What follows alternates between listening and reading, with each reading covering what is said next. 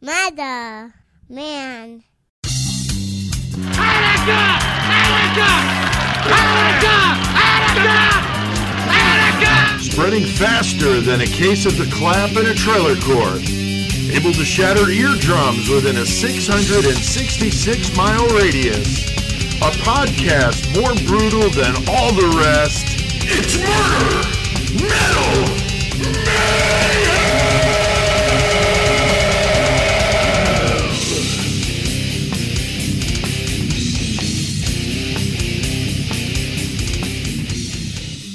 Well, fucking A. What's going on, freaks, motherfuckers? Hell yeah, man. It's Tuesday. We know what we got to do on Tuesday night, doing some Murder Metal Mayhem here at Horns High Studios.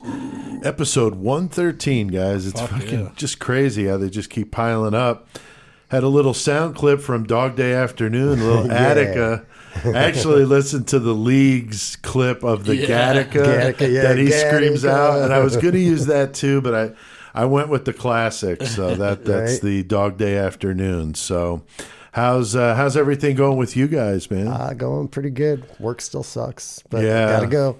Right. Got bills to pay. Joey, you're picking up hours, man. You're just like working. all over it.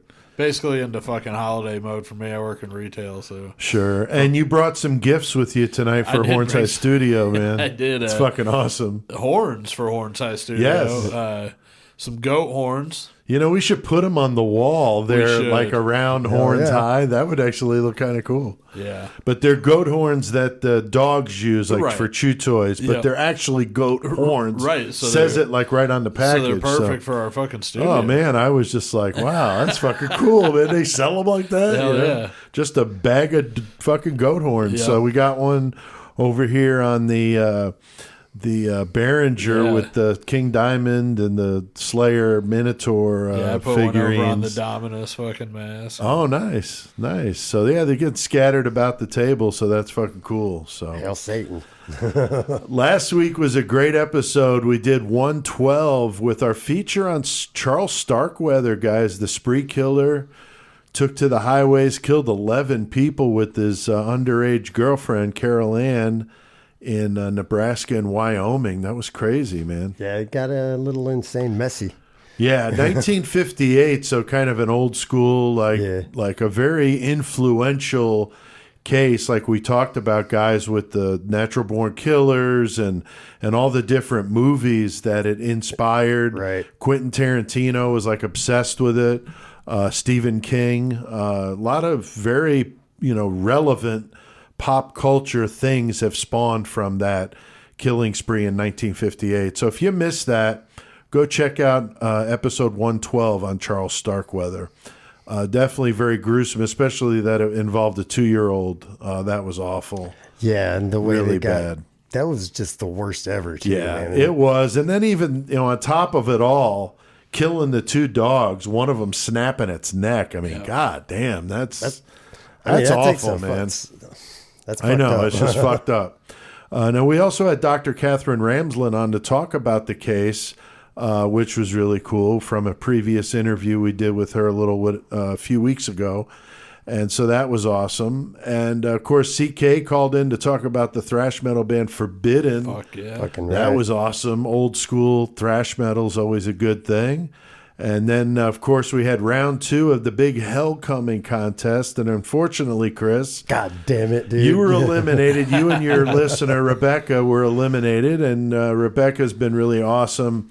So she's going to get some good prizes, Fuck yeah, certainly. she is. Hell yeah. And she actually was really cool. When she lost, she responded with the email I sent her. And she responded and said, hey, that's really cool. I wish I would have won, but, thanks for the prizes that I'm going to get. And she said she wanted to get a shirt and the other books of mine that she didn't already win. So she bought a shirt and 2 of my other books. So, that was really cool. So I'm going to send her the whole package of all the stuff here once we get the posters back from CK. So thanks, Rebecca and Chris. Of course, you won last time. Yeah, I know. So now it's time for one of us other guys to win. Man. So that'll be awesome. But you can listen to that in episode 112. We're just under 1,000 listens coming into this one for that. So go check it out.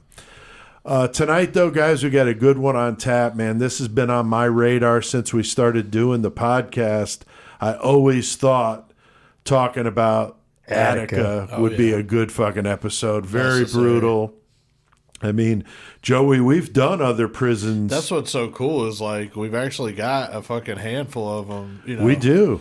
Like, and even before I was always on, I think I was on for almost every one. I think so. I think so too. Yeah, which is pretty I think neat. that's true. And I don't know what it is if the other podcasters doing true crime don't do the prison riots like we've done, but we've done the escapes / riots. Yeah. We've done what 5 or 6 of them already. It's always pure Black mayhem. Dolphin. Oh yeah, I mean New Mexico prison riot, You Chris. can't It don't have a get much more situation- brutal than an That's acetylene fucked up. torch to the head. I mean that's some sick shit. You can't have a situation at a prison and it not be some kind of mayhem to talk about. Right. Right, especially like a complete all out jailbreak. As I always said too, like since we like to do obscure ones, I'd always like to cover one of the Pontiac riots just because that's so close to us. Oh yeah, and you know, like me and Chris grew up right in the fucking backyard, basically. Fucking right. The Pontiac That's prison, true. fucking maximum security. That's here pretty in scary, Illinois. man. Yeah, and it's like smack dab in the middle of town. It is, So man. it's You just drive right weird. by it Yeah. like, oh shit, like You wow, can't miss it. No. It's old school, like scary looking place. Yeah,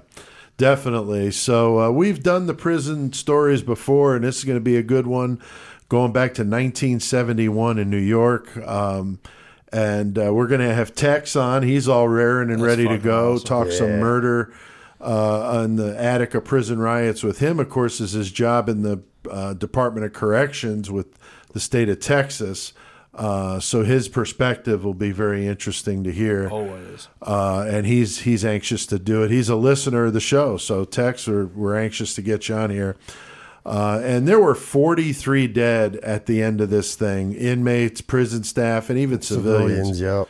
That's fucked up, man. So it's a crazy story. And, of course, we'll get into that in the murder segment. Got CK warming up in the bullpen, throwing that 100-mile-an-hour heater tonight, doing an old-school band. Joey, another one, Raven. Yep. Definitely a band I'm not very familiar with. I know who they are. I've heard them, but I've jammed them a bit, but never been big on them. So, yeah. So I'm always anxious to learn about something new. Yep.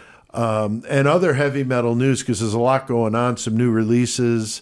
And so he's going to tear it up like he does every week, so don't miss him in the metal segment. And he was having some technical issues with his cable earlier, so we're hoping it doesn't disrupt the flow of it, but we'll see what happens. And speaking of metal, we have some music tonight from Raven, of course, 6 Feet Under and fucking Dying Fetus, guys. So got a little nasty. Good shit. Getting a little nasty for the bumper music tonight. So, and then we got round 3 of Hellcoming. And I love these contests because they're so much fun. Dude, Hellcoming has been sweet. Yeah, it's been really fun. Thanks to, Folk and Nuts for sponsoring it. CK and I are the only 2 left. We're going to be deciding the winner tonight. I'm playing for Chris from Flowery Branch, Georgia. And CK is playing for Nihilist Jello from Hollywood, California. So he's a comic and horror movie actor. So he's a trip. He's been fun through this. All of the listeners that have participated in this have been great. And so good luck to both of them. It'll be fun to see how it goes. And again, Folk and Nuts, we got some samples here in the studio. We're going to try some of it later. And CK got some of the white chocolate peanut butter from them. Says it's fucking amazing. And he's real picky about his peanut butter, he said. So we'll talk to him about that when we get to the Mayhem segment. When we'll Great Metal Motherfucker approves. That's right. That's right. The official peanut butter of the Great Metal Motherfucker. So yeah, thanks, Brandon at Folk and Nuts. Really appreciate it. Give me some of that CKPB. Yeah, that might be a new flavor. CK fucking peanut butter. I don't know what it would be, though. Metal chunks of metal fragments in it. Yeah, that's like a liability fucking nightmare, you know? All right, so huge thanks to SpellboundEffectsAndArt.com for sponsoring the show. They've been a sponsor of Murder Metal Mayhem now for a while, sending us some sickness, Chris. Hell yeah, dude. Fucking Tony's got all the good lamp, shit. Fucking all spike, the good shit. The forearm, all the stuff. We see it all the time on our Facebook page. So go support artists like Tony Campagna. And go to his website, spellboundeffectsandart.com. Halloween's coming, and he's got the gore, man. He's got a contest going on right now. He's got a bunch of severed thumbs in a jar, and you got to guess how many there are. In the jar. And you win a prize. So I entered us in the prize. Nice. I picked 69, so we'll see what happens. So we'll see. But if I win, it's coming to the studio. So that'll be cool, and you guys could go on there too. Yeah. You have to comment on the original post. So if somebody reposted it, it doesn't count. It doesn't work. So you got to go to his page for it. So go check that out. Spellboundeffectsandart.com. All right, and thanks to all you guys out there listening. We keep seeing the numbers rolling in this week. We're around 3,000. Right, we do. Fucking A. Still seeing China and Germany kicking ass on the country's listening list. So hell yeah, thanks guys. We'd love to know how you heard about us, because we definitely want to make sure that however you guys heard about us over there, that we're targeting them with other links to the podcast, because we're seeing some strange episodes getting like tons of listens. Brutal Rewind number 4 we did on Richard Crafts is currently the number 2 most listened to episode we've ever done. And it's 1,200 or 1,300 away from the number 1, the Brutal Rewind, 30 minutes of Richard Crafts. That's it. That's weird. So however you guys are hearing about it over there in Germany and China, let me know. Pete at murdermetalmayhem.com. I'd love to know if there's a website or some resource you're catching this from, because wow, I don't get it, but that's awesome. So thank you. Thank you guys. Hell yeah. And because of our numbers, I got an email saying we've been added to Amazon Music, Stitcher, iHeartRadio, Pandora, and Alexa. So the iHeartRadio one's really cool. So all of those are awesome. So they're not active at this moment. Some of them may be, but it takes a little time to work through the system. But if you're listening to us on any of those platforms, we'd love to hear from you. And if you're not able to hear us on a platform you like, then let us know, because we want to be everywhere we possibly can. So, hell yeah. So, Joey, Chris, we got a lot on our plate tonight. Going to be taking a little trip upstate New York to the harsh world of Attica State Prison, and an uprising that left puddles of blood all over the fucking place. It's about to be a riot in this motherfucker. Let's start a riot. Attica!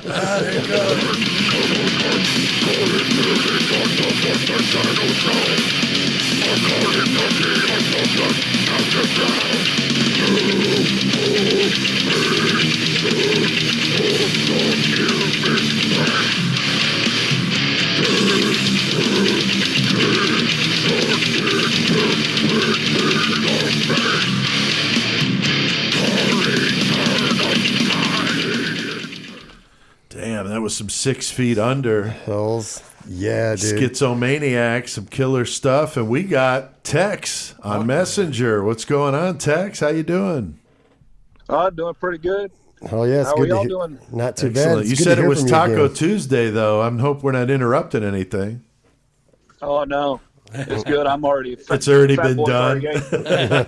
Already been conquered. Excellent. Yes, sir. Excellent. Well, we love to have you on, Tex, when we do these prison stories. Of course, your background in the corrections field is awesome. A really interesting, real perception, or perspective on this. And you're a listener of the show and a longtime friend. So we've done a few prison stories so far. Attica definitely has always been on my mind when we first started doing Murder Metal Mayhem. So really, really cool to have your always good vantage to have point you on here, dude. The Attica prison riot is an infamous riot that occurred in September of 1971 at the Attica Correctional Facility in Attica, New York. It's a well-known, story, being the spark that led to prison reform throughout the United States. Over 1,000 of the inmates erupted into 4 days of craziness that left 33 inmates and 10 of the prison staff and civilians dead. Gruesome story, and we're going to dig into those details tonight. So, Tex, what is it about Attica you think that makes it such a well-known story? I mean, a lot of people know about this. For me, it's a couple of things, man. When I think of Attica, I think of, I think of it in the company of other prisons that are known for their hard time, like San Quentin or Alcatraz, Folsom, right, Angola, Huntsville, prisons like that. Right. And the other thing is the times that this incident occurred is during the civil rights movement, right, Vietnam, all that stuff. Right. And the media coverage, the media had just started really questioning things about how the government was doing things at the time. So I think that's why it's so well known. Right. Yeah, I'm sure. Yeah, I would agree with you 100%. Joey, Chris, what do you... I mean, prior to coming in and researching this one, I'm sure you guys knew of it, but what did you guys, what's got you interested in talking about it? I mean, for me, it's just, yeah, I knew about it, and it's, like we said, it's a very popular story, very newsworthy and fucking in the papers and the media. Right. For me, it's just exciting for me to come do it our way, Murder Metal Mayhem, because all the other stories that we've talked about before, the Texas 7 or, the Black New Mexico Dolphin, prison, Black Dolphin. It's like everything that I know about those, even from what I read after we go through this and get each other's insights, it's so much cooler. Learn a lot. Yeah, for sure. Yeah, we learn a lot. I don't know if I necessarily went into this and saw too much more than what I already knew from prior research, but at the same time, I know that just from discussions that we're going to get into visceral conversation about, how it was. Right, totally. Chris, what about you, man? The same basic thing, like the basic stuff. I knew it was the big prison riot in Attica, and that's basically just the majority of what everybody knows. Right, Attica's a thing that happened in prison reform and shit. Right, and like Joey said, when we bat it around, we always pick up a little bit from each other, and of course we got Tex on here to even add that much more perspective here. So I think it's going to be a good one. I'm pretty excited about it. So now it is important to understand that riots of this magnitude just don't start without a lot of problems brewing beneath the surface, and we've talked about this. We were talking about the New Mexico prison riot, the overcrowding issue that they were dealing with there, and that was in 1980. Well, with Attica, you got a lot of things going on that helped ignite this in September 1971. As Tex correctly pointed out, you're talking about the civil rights movement is at its peak. The Vietnam War is still going on. Nixon's president. I mean, there's a lot of unrest, and the prisons are certainly probably a microcosm of what's going on the outside. I mean, would you say that, Tex? Oh yeah, it's it's just the world is just in a prison.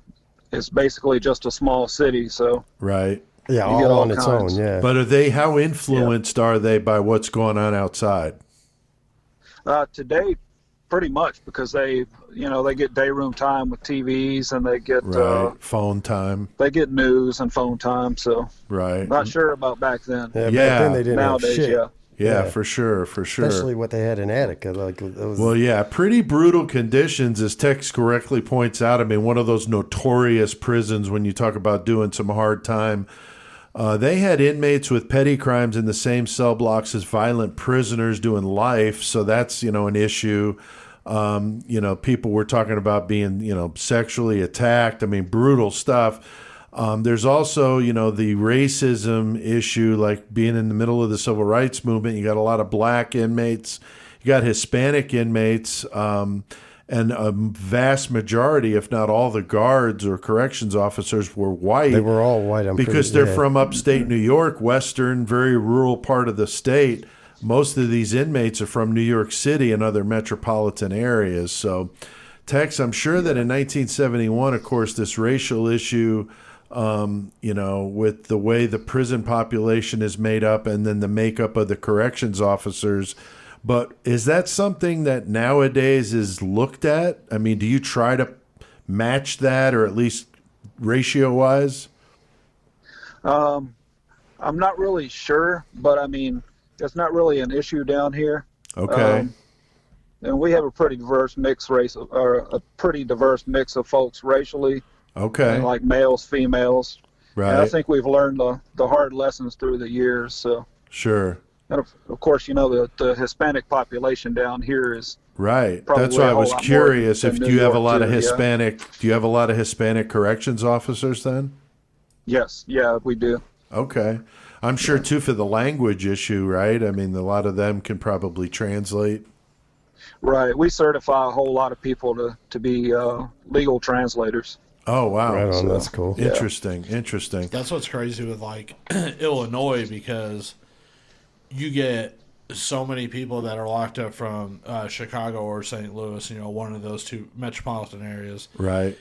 City. And then, so you got tons of prisons in Illinois. Illinois per population is one of the highest incarceration center, Okay.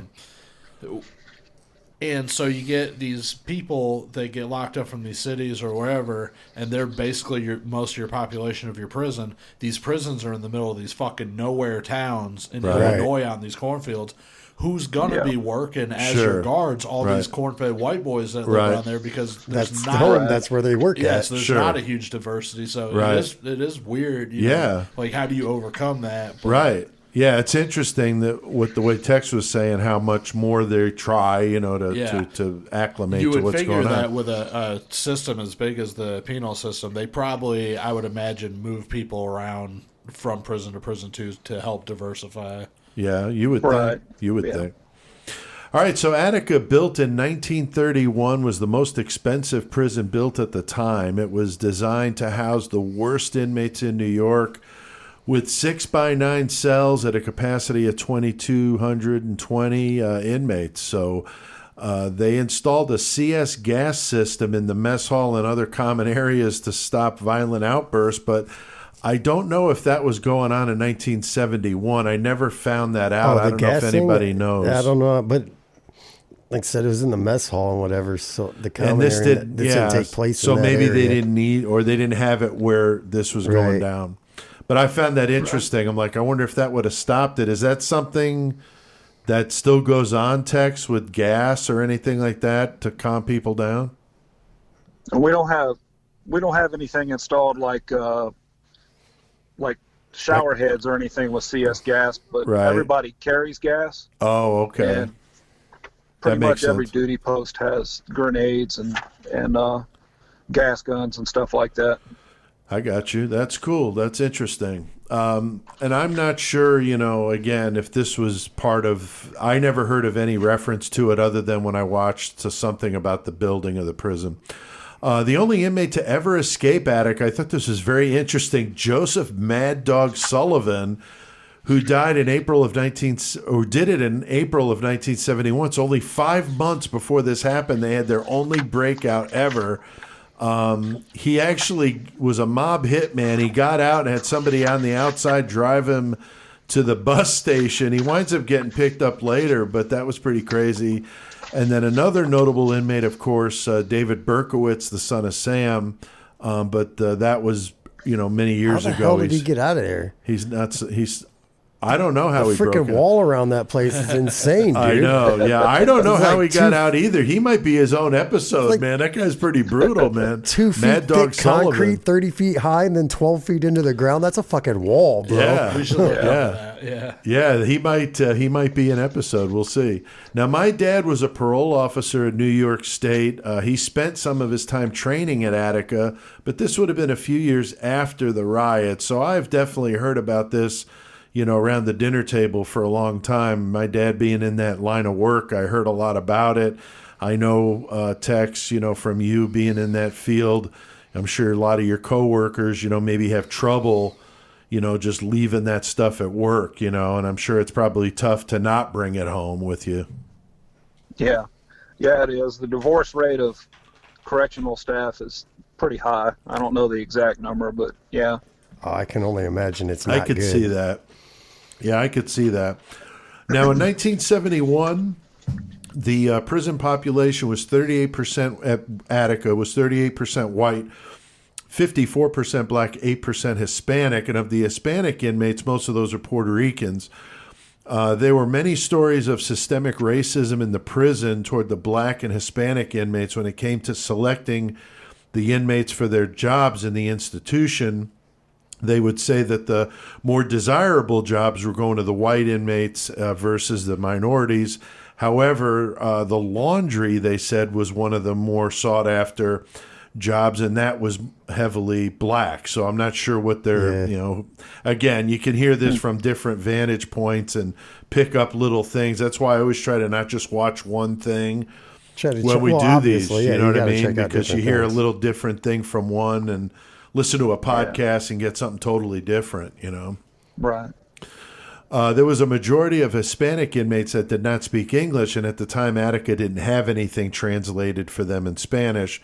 So this would have been a different time. Again, 1971, a lot of racial tension, civil rights movements going on. Chris, we've covered prisons. Go ahead. I'm sorry. And everything going on in the prison too. Like they would basically tell them not to sit in different racial groups and shit. Yeah, that's right. They didn't want them to mix. White dudes were hanging out with the black dudes. The guards would straight up take privileges away from them and shit. Yeah, call them names. Fucked up shit like that. Yeah, it was really weird. It is really strange. Forcing them to segregate, hate each other basically. Yeah, that's not. It's good that they're trying to mix it. Tex, do you see that a lot in prison still? With racial boundaries like that? No, not in Texas. We it's pretty much force integrated. Okay, that's good.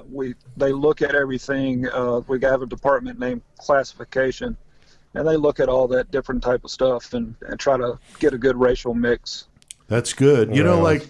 The military is a lot like that too. You know what I mean? It's like you don't really think about it because it's just like everybody's working together and whatever. So now there was an incident that happened at San Quentin prison in California involving an inmate. This is another guy that could be his episode on itself. George Jackson, who was a black author and political activist. The prison said that he was killed during an escape attempt, but many of the inmates thought that he was murdered. His story is a very interesting one. I did see it. I didn't watch it, but there is a documentary about this. Yeah. So if anybody listens is interested, check that out.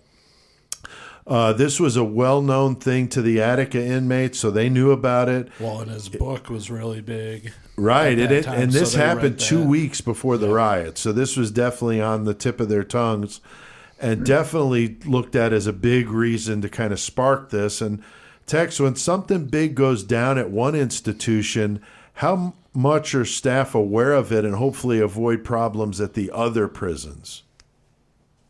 Well, pretty much. Well, without getting into too much into our operational procedures. Of course. When any type of major incident occurs at one of our units, there's a formal reporting system that we use to get the initial basic information out there. Right on. Okay. Yeah. And then that gets disseminated down to the officers that need to know the information, so we know really what's going on and what might spark up. Right. And then following all that, they have an investigatory team that goes to units and gets kind of into the weeds of the incident, so we can gather all the information and implement, fix it, try to avoid the same incidents occurring over and over again. Right. So. Yeah. Now, I'm sure this would have been handled a lot differently in 1971, I would think.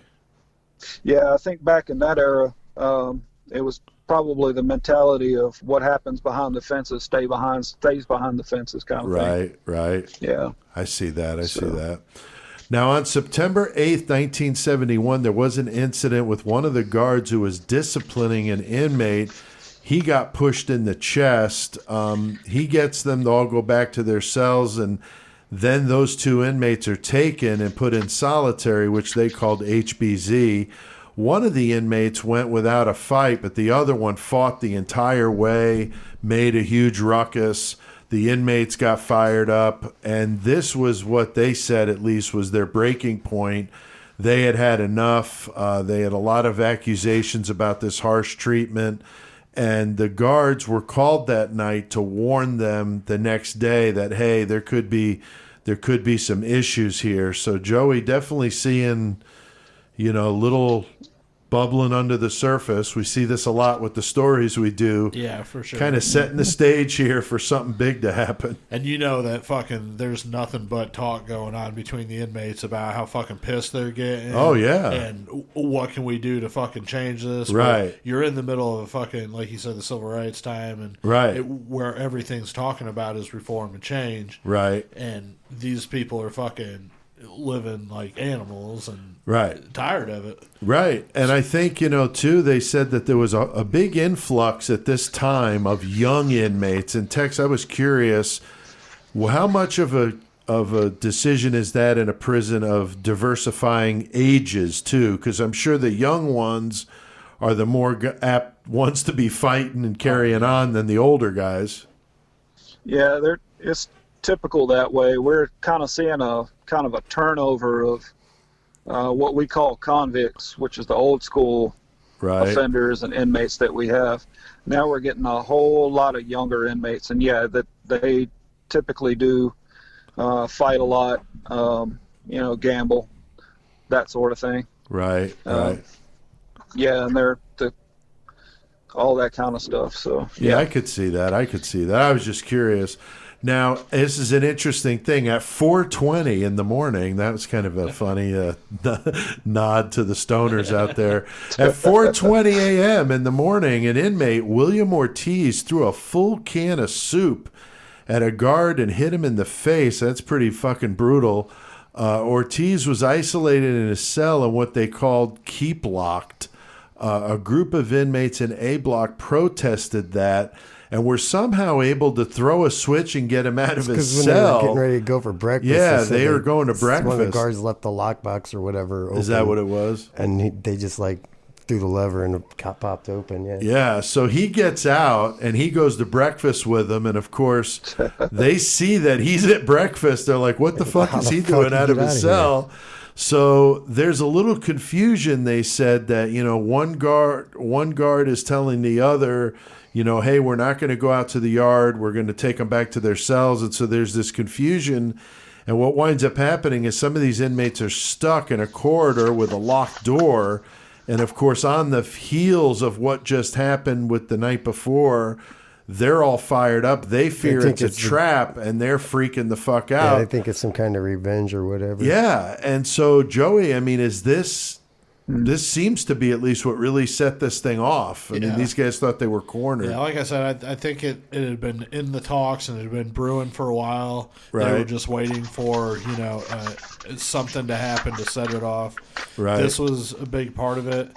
I saw that too, where they were leading them down that corridor, with the locked door, and it's like, what the fuck's going on? Right, and all I kept thinking is, who knows, maybe those inmates were right. Maybe they were about to go get taken out and fucking fucked with, because we see what happens after all this is done. Right, the retaliation. Yeah, so I'm sure that retaliation was going on ever since. Oh, sure. Just not on that big of a scale and in the public eye, but right. in those corridors, I wouldn't be surprised if that shit was going on. Yeah, I mean, it's very possible. Yeah, it's very possible, because we heard some bad things that had happened. Yeah, so it is possible these guys may have been very clued into what was really about to happen to them, and I do believe, like you said, that's pretty much when shit got set in motion. Right. So now more guards show up to take the prisoners back to the cell, and that's when hell breaks loose.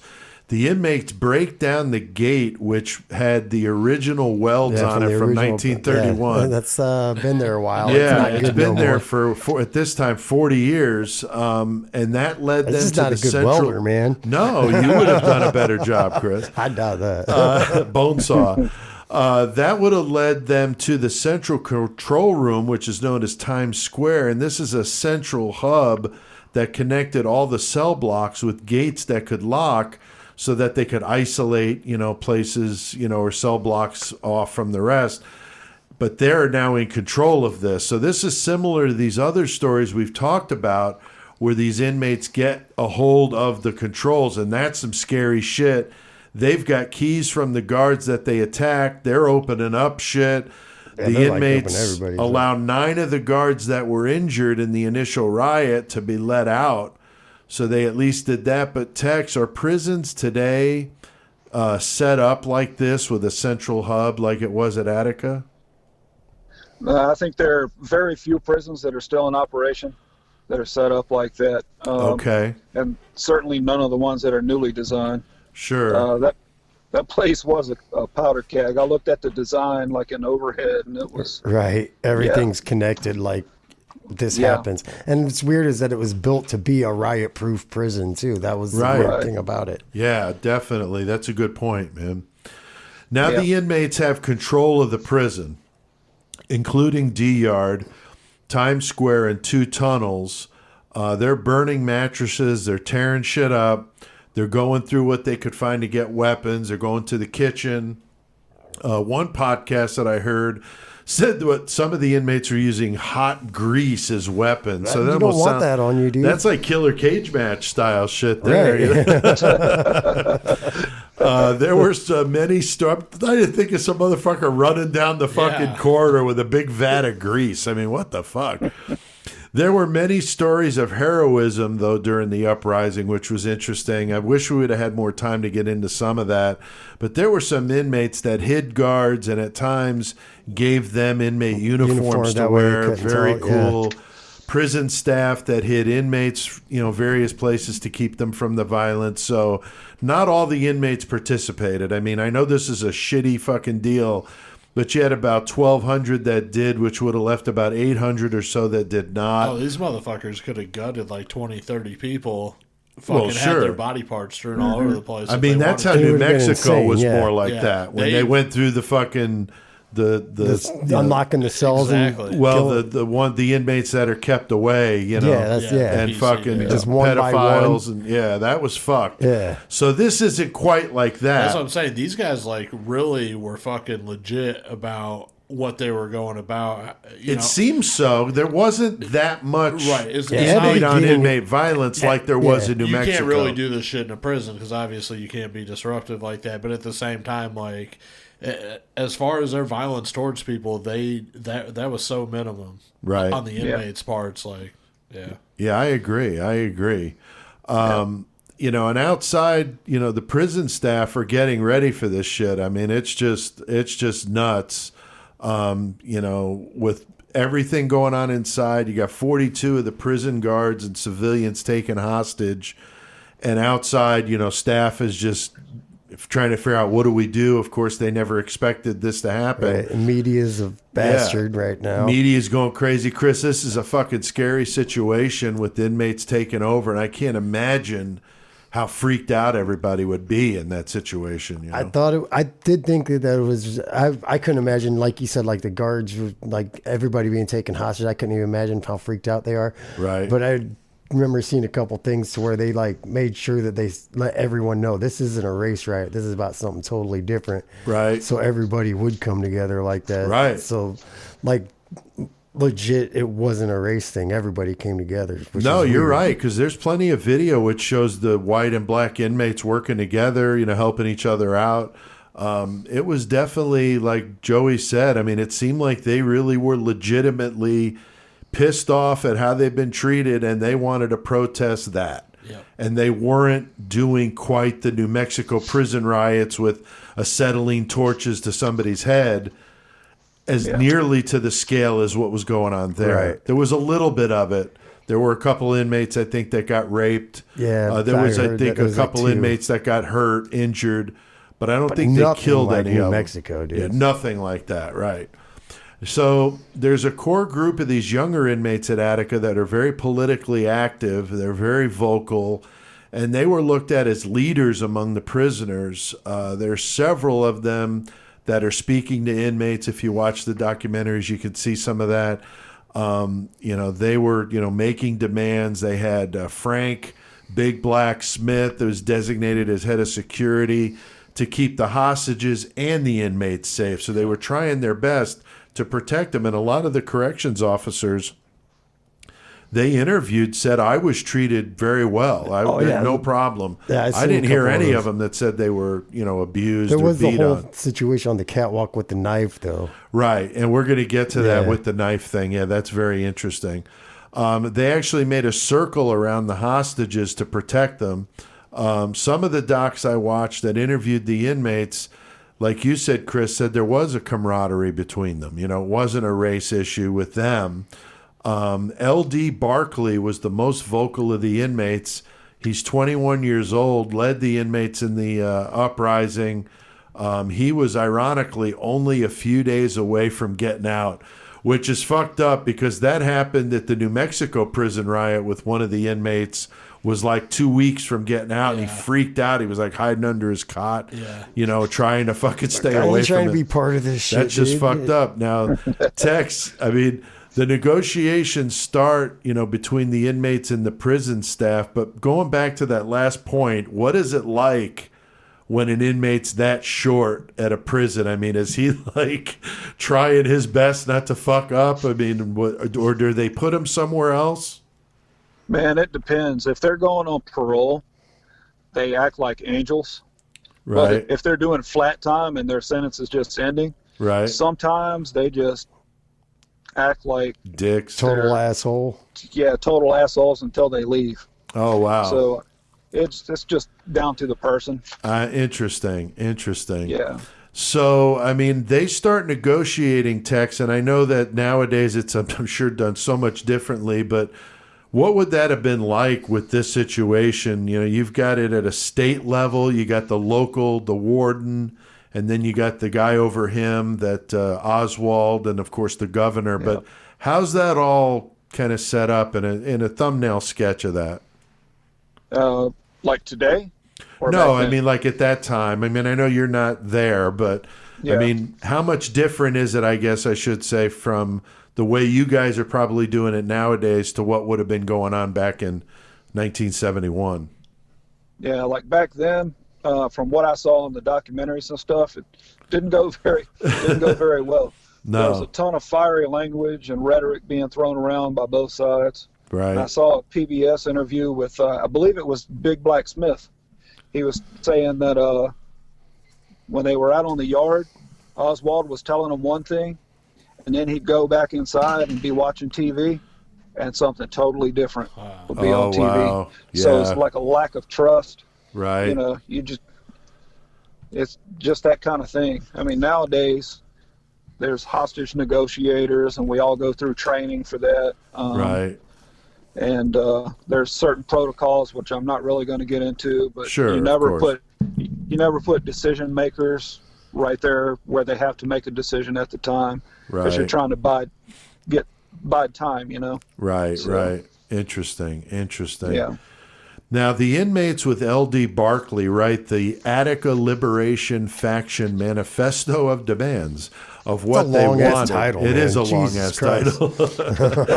It referred to the prison staff as slave owners, so really, not a very, softly written piece. They were getting paid like 30 cents a day for working all day long and shit. Yeah. Right. That's the way it is. I know when I've done the training I've done in prisons, the inmates were getting like $1 a day, and that was like a lot. Right.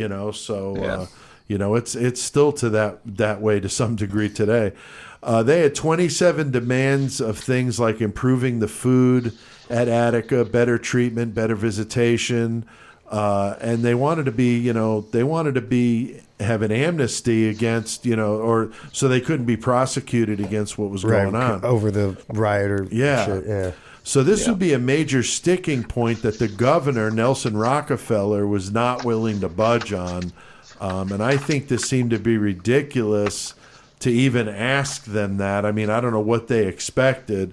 Joey, I don't know what you think about that, but how did they possibly think that they're going to be, get an amnesty for this? Well, and I think technically, I think there were like 30 demands or something like that, or whatever it was, and they were going to meet all but two of them. Yeah, exactly. So the prisoners would have gotten almost everything they wanted, but one of them was the amnesty thing. Right. Now the 9 guards that they released firsthand, the injured ones, one of them passed away afterwards. Right. So once that happened, that's when they were like, "Fuck no, you're not getting no amnesty. We have a death because of this." Right. So, yeah, because he died 2 days into it. Right. So there was never going to be an amnesty for any of those people because of that simple situation. Sure. And like I said, they came up with that fucking manifesto. They were going to meet almost all their demands. Right. You're in fucking prison, man. Yeah. Take that. Yeah, I agree. I don't know how they ever thought amnesty and getting rid of the warden was the other one. Right.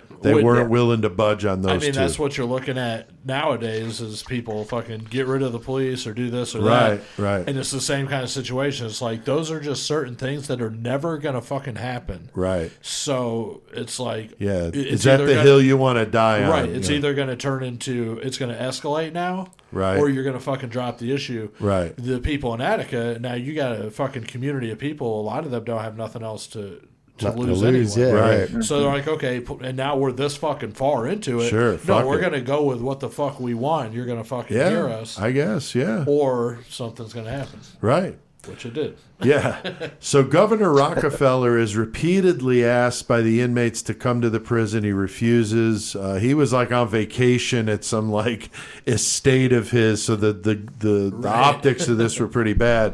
The head of the New York State prisons at the time was Russell Oswald. He was a prison reformer. He resisted the warden's desire to go in immediately and take back the prison. He resisted the warden's desire. He did. But the warden wanted to go back in and get them to fucking take the prison back over, but Oswald didn't want him to.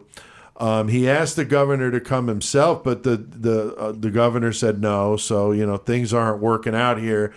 This doesn't help anything. I also don't see, like you said, Joey, that they're going to just give on these last two things. They would have given them the rest of it. There's a lot of members of the press that make up a group that were trying to be kind of liaisons between the inmates and the institution. But, a lot of these guys were very left-wing, media types that are going to definitely side on the side of the inmates, which I'm not saying they shouldn't have representation, but they certainly weren't going with a mixed group to come in. Right. And I didn't see exactly how they fucking went about this process, but I know that the committee that they pulled in from the outside were people that they chose. Right. The inmates. They got together and chose which mediators they would allow in. Right. So I don't know exactly how that went about. I'm sure they knew which ones leaned their way, which makes sense. I mean, I guess if you're doing that, you want to stack the deck. Yeah. They invited Louis Farrakhan of the Nation of Islam, but he refused to come. The Black Panthers actually showed up toward the end, and then they walked out. They didn't want to be part of this. They didn't want to. They said, watched one interview with the leader of the Black Panthers who said something to the effect of, he didn't want to sell them out. He didn't want to give in to the prison, and he just didn't want to be a part of it. So he just left. Cameras, of course, are brought in. So this is just a complete shit show. And obviously everybody's getting fired up. Protesters are outside. You get the families out there. I mean, it's got to be just a chaotic mess. And there was an attorney that was involved in the negotiation that said, those two things that they were holding out on was just not going to fucking happen. Right. And he just couldn't believe, that they wouldn't just give that up, take the rest, and move on. But these negotiations go on for 4 days. And as you mentioned, Joey, William Quinn, the guard that suffered a head injury, he dies. And that was on, oddly, September 11th, so 2 days after it started. And this, of course, becomes a big issue. The inmates, refuse to let hostages go. Families are outside. The doctor is allowed in to assess some injuries. And he said that everybody appeared to be being treated very well.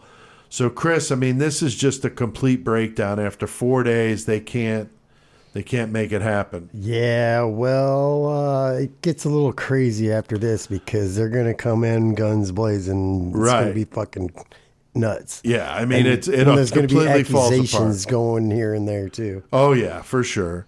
So things completely fall apart. The inmates know something's about to happen. On D Yard, they begin to dig trenches and prepare for battle. Basically, they had knives, other shivs and different things they had. They even had like the football gear on and shit. Oh too. yeah. They took anything ready. they could find. I mean, inmates are pretty resourceful, so they're making shit out of whatever they could find.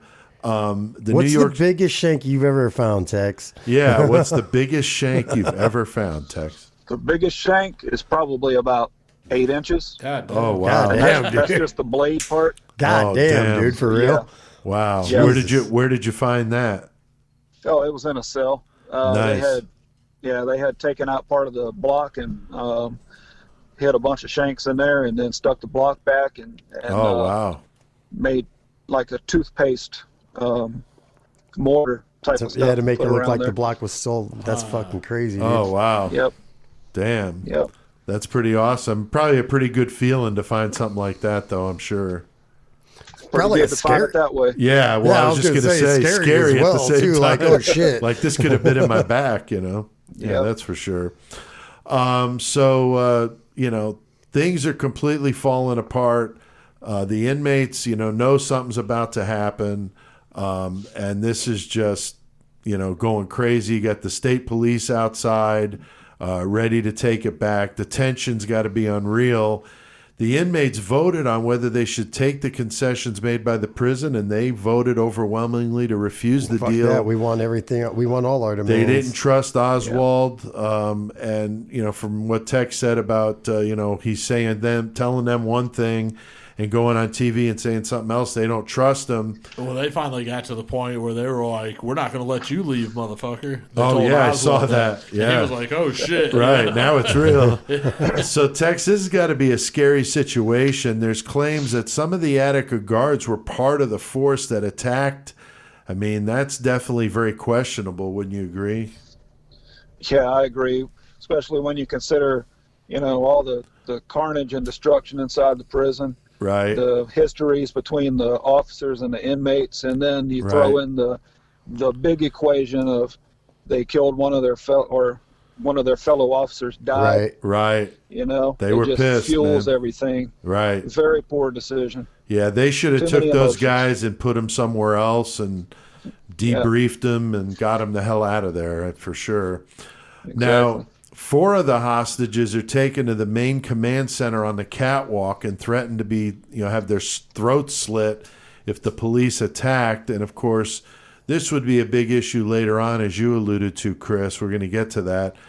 Oswald felt that it was time to retake the prison at this point to protect the hostages, especially the ones with the knives to their throats. Which is fucked up. I mean, he's got the families outside freaking out. I saw one interview with the dad of one of the officers. Yeah. And he was fucking pissed. Yeah. He's like, just go in there and fucking get this over with. He's like, we were supposed to hear something at noon fucking today. Yeah, he was pissed, man. Yeah, was legit. The guy was pissed. He didn't want to do it. Oswald did not want to do this, but had just felt there was no other option. So at 9:46 a.m. on September 13th, the police attack. They first dropped tear gas into the yard. And then they fire nonstop with shotguns for 6 fucking minutes. And they fucking sent in the helicopters. That was the tear gas and shit. Yeah. So these inmates knew it was going down. Everybody outside knew it was about to go down. Mm-hmm. Yeah, I mean, that's got to be fucking scary because the police have gas masks on, but the inmates, of course, don't. So there's no way to prevent inmates that were not armed or part of it to be shot. And, of course, you got 42 hostages in there. The police, again, they've got the masks on. Some of the hostages said it was inmates that saved their lives by not cutting their throats. There were some very interesting things I saw, Chris, with one inmate that had a cut from the front of his neck all the way to his back. Right. And he said that the inmate was in the process of slitting his throat and one of the snipers took him out. And he thinks he would have been killed.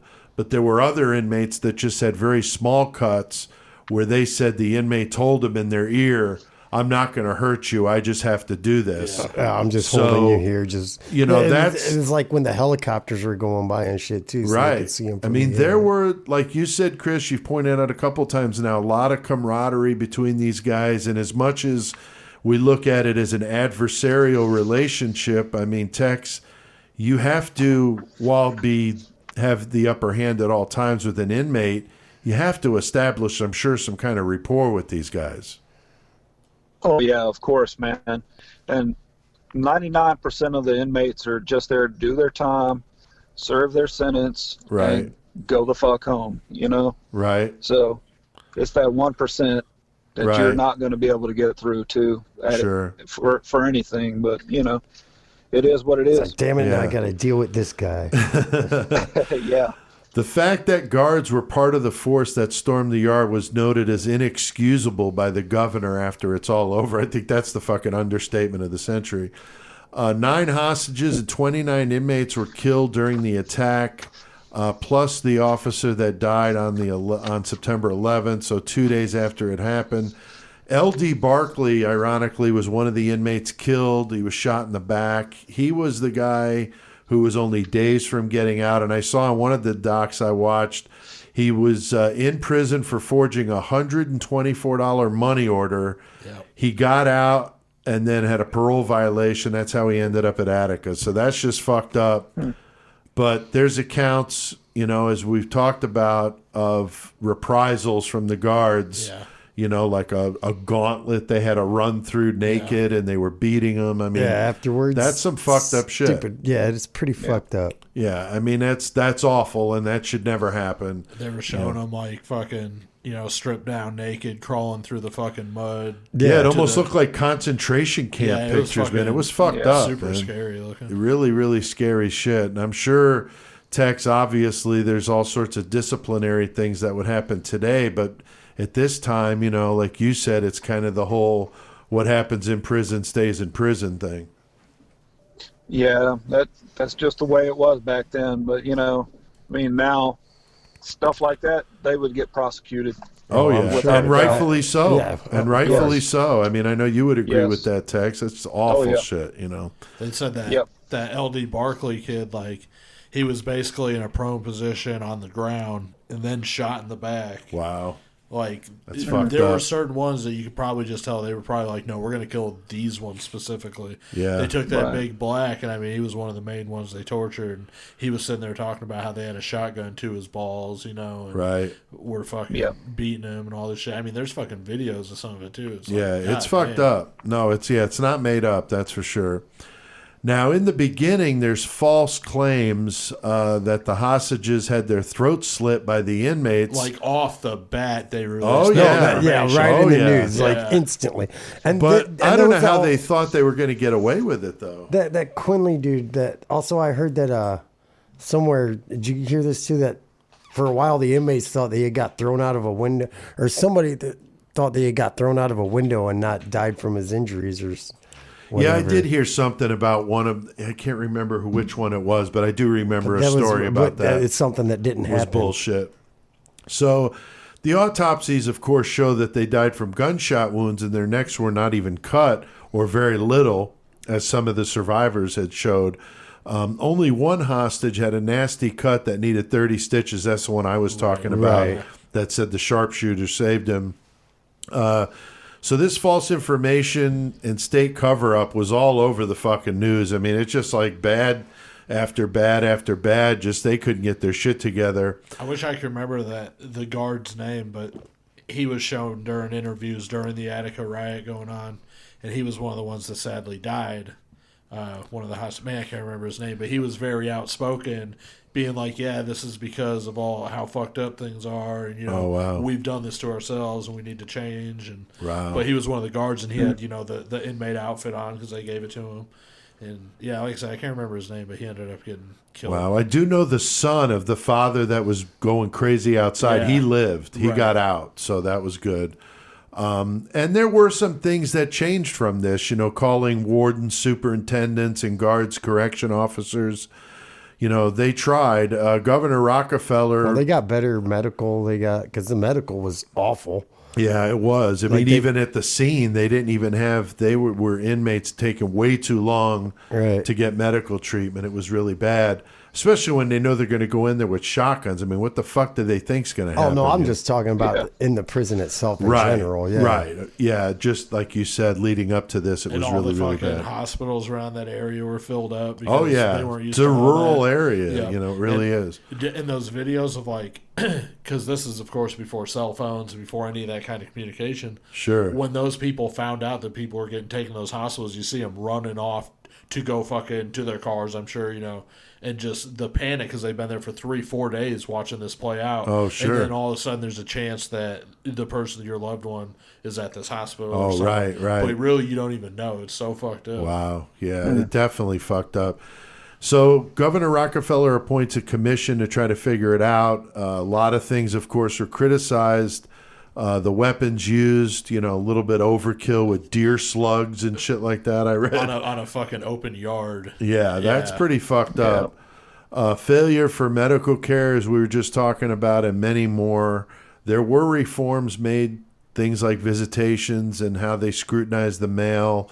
That kind of eased up on them a bit. But Chris, I'm really not sure what the best way to handle this situation, but I think if there's ever been a bad way, it's this one. I mean, god damn. You're shooting deer slugs at motherfuckers, dude. It's definitely not a good way to handle it. But I mean, what do they do nowadays, I mean, Tex? I mean, how does that happen now? I mean, do they shoot like the non-lethal stuff at them?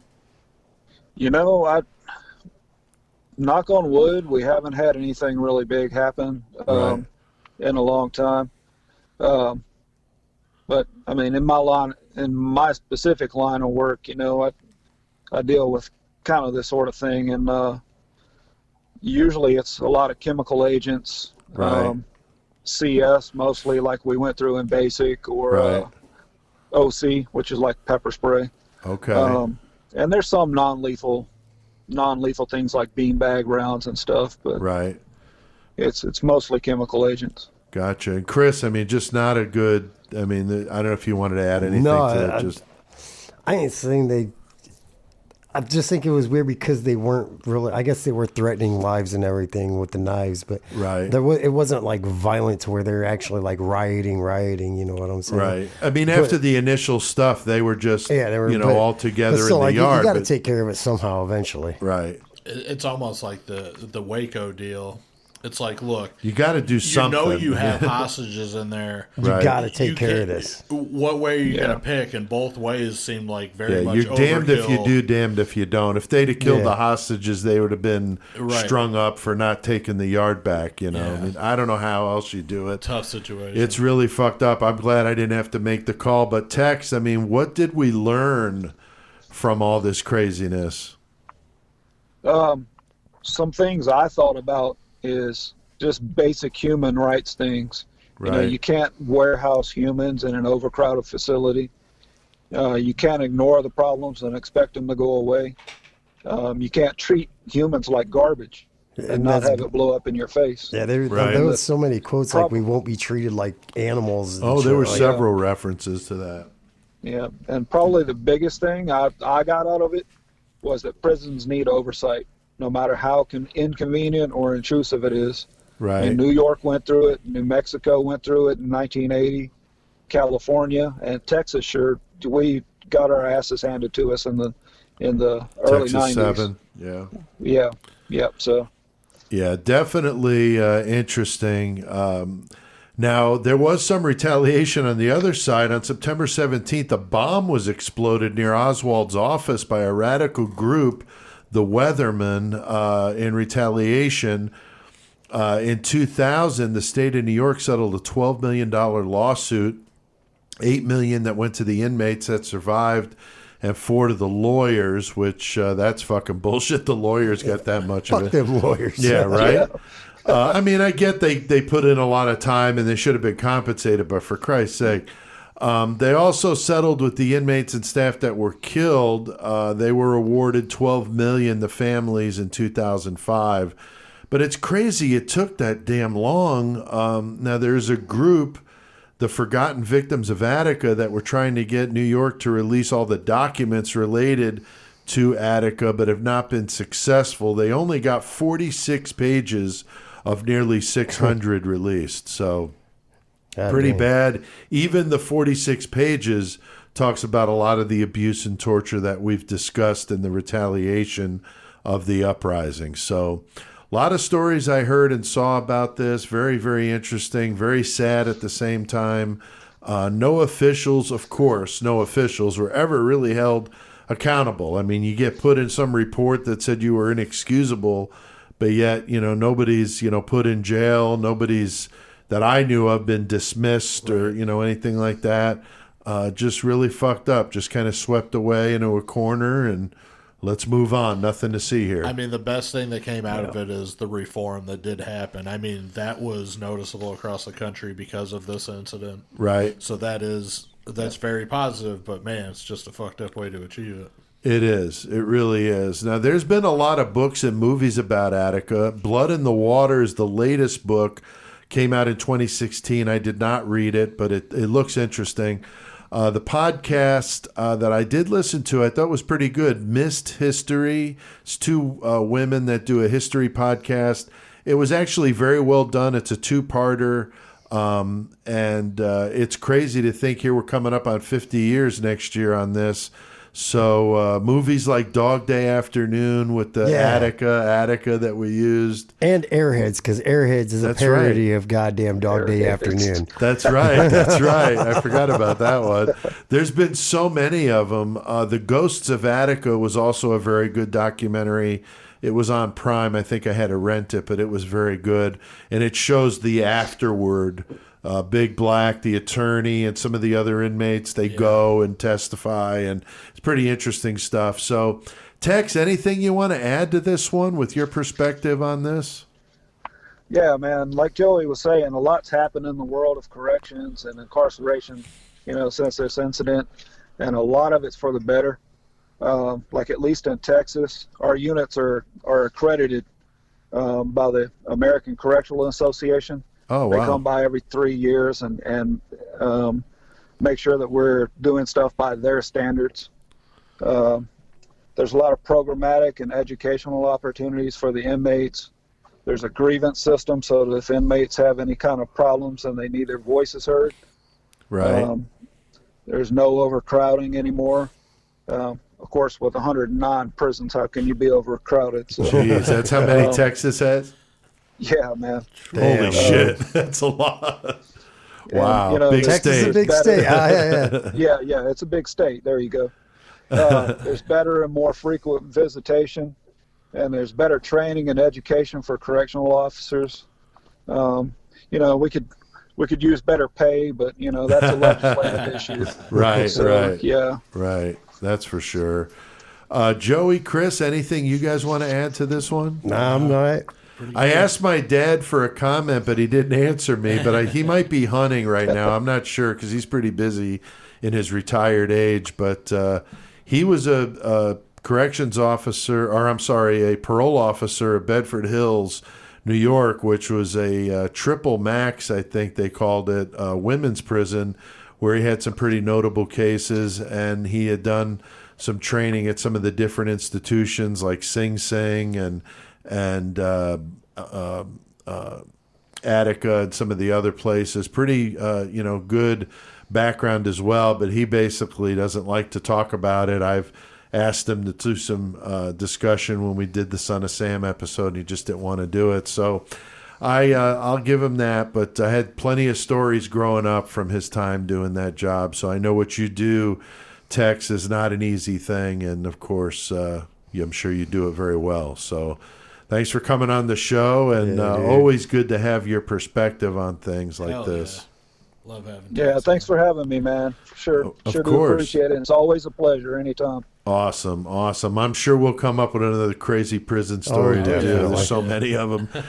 So, and actually, Tex, I was going to mention to you the text you sent me about the Texas eyeball killer has got me going down this rabbit hole of fucking hell. I am obsessed with that dude. That is so fucked up. He's definitely on the list. So we'll definitely have you on for that one. But I'm using his idea, the idea of him, in a story I'm doing for my next book, where I'm taking the story of the Telltale Heart and retelling it in modern text. And I'm using the eyeball killer as a serial killer that hunts down the last victim and buries the body under the floor and everything just like that. So I'm using Texas Eyeball Killer in a story I'm working on. So, man, that's fucking sick. Cool. I know, dude. So thanks for all this stuff. And I'll definitely send you everything as all these things transpire. But he is definitely on the list. I'm probably figuring maybe first part of next year we'll do some Texas Eyeball Killers. So. All right, well, next time we're going to be featuring a notorious haunted insane asylum that existed not very far from where we are. The Peoria State Hospital in Bartonville is the next feature that we're going to do. That puts us into October. It does, and we wanted to do creepy shit for October, and this is definitely one, a very wicked story of absolute horrific things they did to treat mental health. We're talking like locking people up, freezing them, shocking them with insulin to get their sugar to go crazy, and then this is a normal day, bro. Yeah. Well, this is some crazy shit here, and definitely going to be a fun one to talk about. I've spent a lot of time at that place. I wrote my first 2 books or my first 2 novels about that location. I toured it. I worked in the tunnels beneath it prior to that. I've spent a lot of time invested in this story and definitely interested to bring it to the table. We're going to have Brian Ward in here, the guy behind be able to make it? Dark History. Yeah. As far as I could tell, Brian Ward is also a corrections officer here in Illinois, and Brian is a friend that does the Dark History and Horror Convention, and he's going to come in and talk with us about the Peoria State Hospital, so that should be awesome. Cool. And he's been in here before. He's a lot of fun. He's got some really wicked serial killer text. He's got like Gacy, Dahmer, Son of Sam. It's pretty crazy stuff. Very, very realistic looking. So we've done our fair share of murder tonight. I hear that familiar music. CK ready to do his thing. So, Joey, what do we need to do? Let's get our metal on. Nice. Later, fucking Tex. Later, Tex. Later, man. Thank See y'all. you, dude. Known the world over as the master of metal, the crusher of posers, and Murder Metal Mayhem's knower of all things metal, hailing from Wild Man Street in Danbury, Connecticut, standing at 6 feet of brutal, punishing madness, weighing in at 220 pounds of poser pulverization, the one, the only, toughest bastard on the planet, Chris C.K. Kovacs!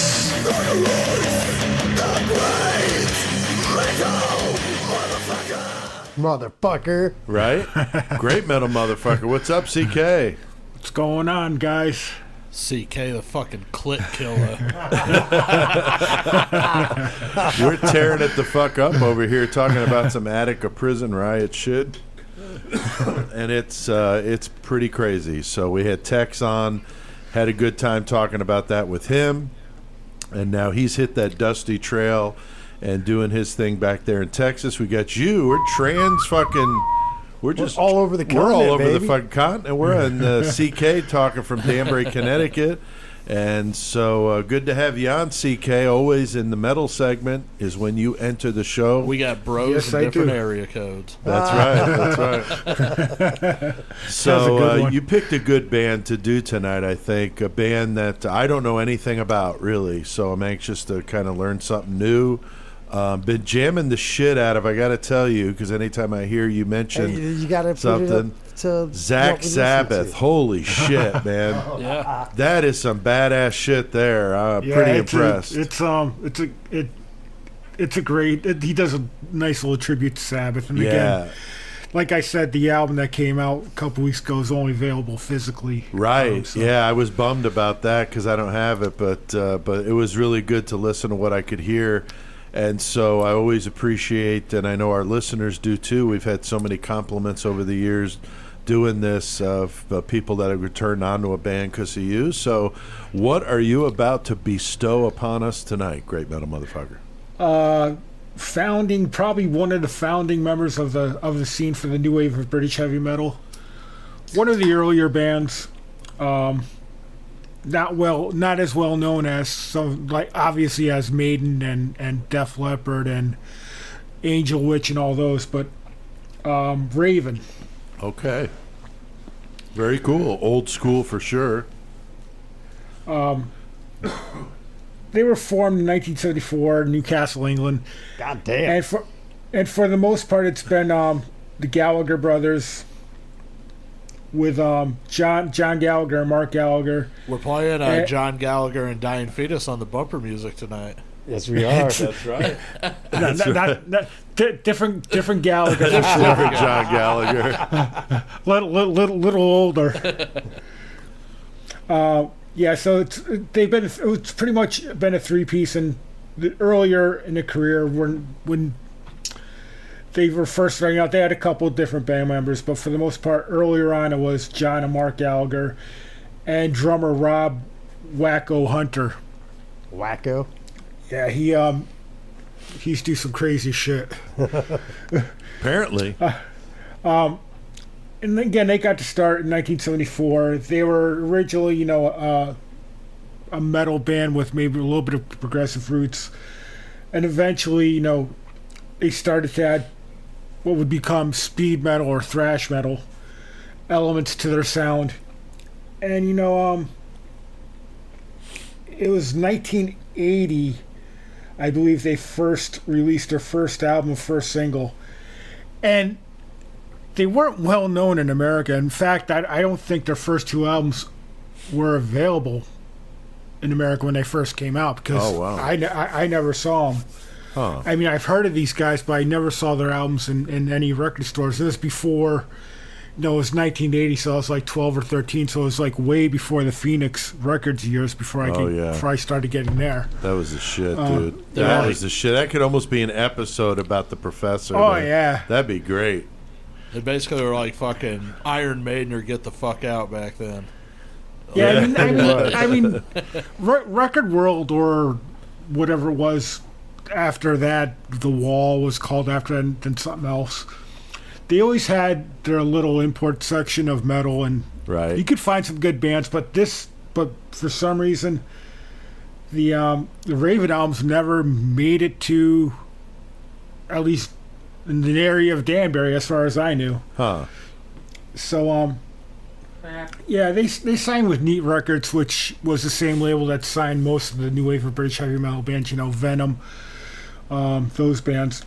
And they released their first two albums, like in 81 and 82. They released Rock Till You Drop, which was their debut, and Wiped Out, which was their second album. And, they influenced bands like Metallica with the speed. And it wasn't called thrash back then, but it wasn't even called speed metal back then. They termed it as athletic rock because of the athletic rock. Well, for one or two reasons. For the aggressiveness that they played with. Right. And they would beat the shit out of each other on stage as far as, they would throw themselves into their instruments. So you need a lot of cardio, so athletic rock. Yeah, and Wacko would use his head to, like, fucking hit his crash cymbals.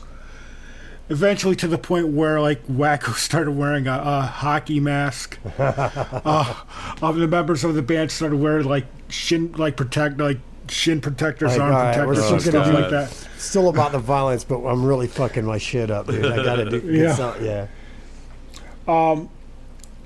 And eventually they were signed to Megaforce Records, which ironically was the same label that signed Metallica. Interesting. And who happened to bring Metallica out on the first tour of the USA? Raven. It was called, because their new album was called All for One, was the third album, and Metallica was called Kill 'Em All. It was the All for One Kill 'Em All tour. Really? With Anthrax as the warm-up band. Oh, wow. So you had Anthrax as the warm-up band, Metallica as the supporting band, and Raven headlining. And the funny thing is, all of them got signed to a major... Metallica and Raven got signed to major labels from that tour, and eventually Anthrax got signed, but was later on to a major. So, they released All for One, which was a killer album. And that was the first time I got into them. The first album I bought, ironically, my buddy Joe, who lives in Florida. I lived in Florida for a year, and I became good friends with my friend Joe, who I'm still friends with today. When I moved back to Connecticut, this record store after I left opened up, and I remember it was called Moondog Records. And for some reason, that record store in South Florida had every new fucking metal thing available before anybody else did. Right. Joe had Metallica Kill 'Em All before anybody else. He had the Raven album before anybody else. And I remember getting a package with him, and it was shaped like, an album. And in that package were 2 albums. Was So Kill 'Em was it All. round or square? You said It was round. like It was square. It was like an album cover. And just saying. in those in that package was Kill 'Em All and All for One by Raven. Nice. So that was my introduction to Raven and Metallica all on the same day, which cool. was awesome. Do you still have both those albums? Yes, I do. Like those original ones that you got? I have. Those are one of the few original ones I still have from my original badass, collection. Dude. That I got. That's fucking awesome. I got taped up and will probably never be played again. Hell yeah. That'll be in the Smithsonian, the CK wing of the Smithsonian. That'd be great. Yes, today on the Great Metal Motherfucker Tour, off to the left, you see. On the original Omega Force label. And like I said, that was my introduction to both those bands. And Nice. both albums were killer. And Raven, I love that album just as much as Metallica. And it's a killer album to this day. It's, the third album. And it was on Omega Force, and right after that, as I said, they got signed to a major label, and either back then it was either a blessing or it was a curse. And in this instance, for this time being, to me, it was a curse for Raven. Yeah, that sucks when it changes them. Because eventually I did get those first 2 albums, so I had the first 3 albums, and there were 3 classic albums, and they got signed to Atlantic, and obviously Atlantic had their hand in their sound in 1985, and they released their first album as far as major debut, Stay Hard, and I was like, oh my god, this sucks. I'm pretty sure I saw a fucking porno with the same title once. You probably did. Now, Stay Hard, that sounds like athletic rock. That's athletic.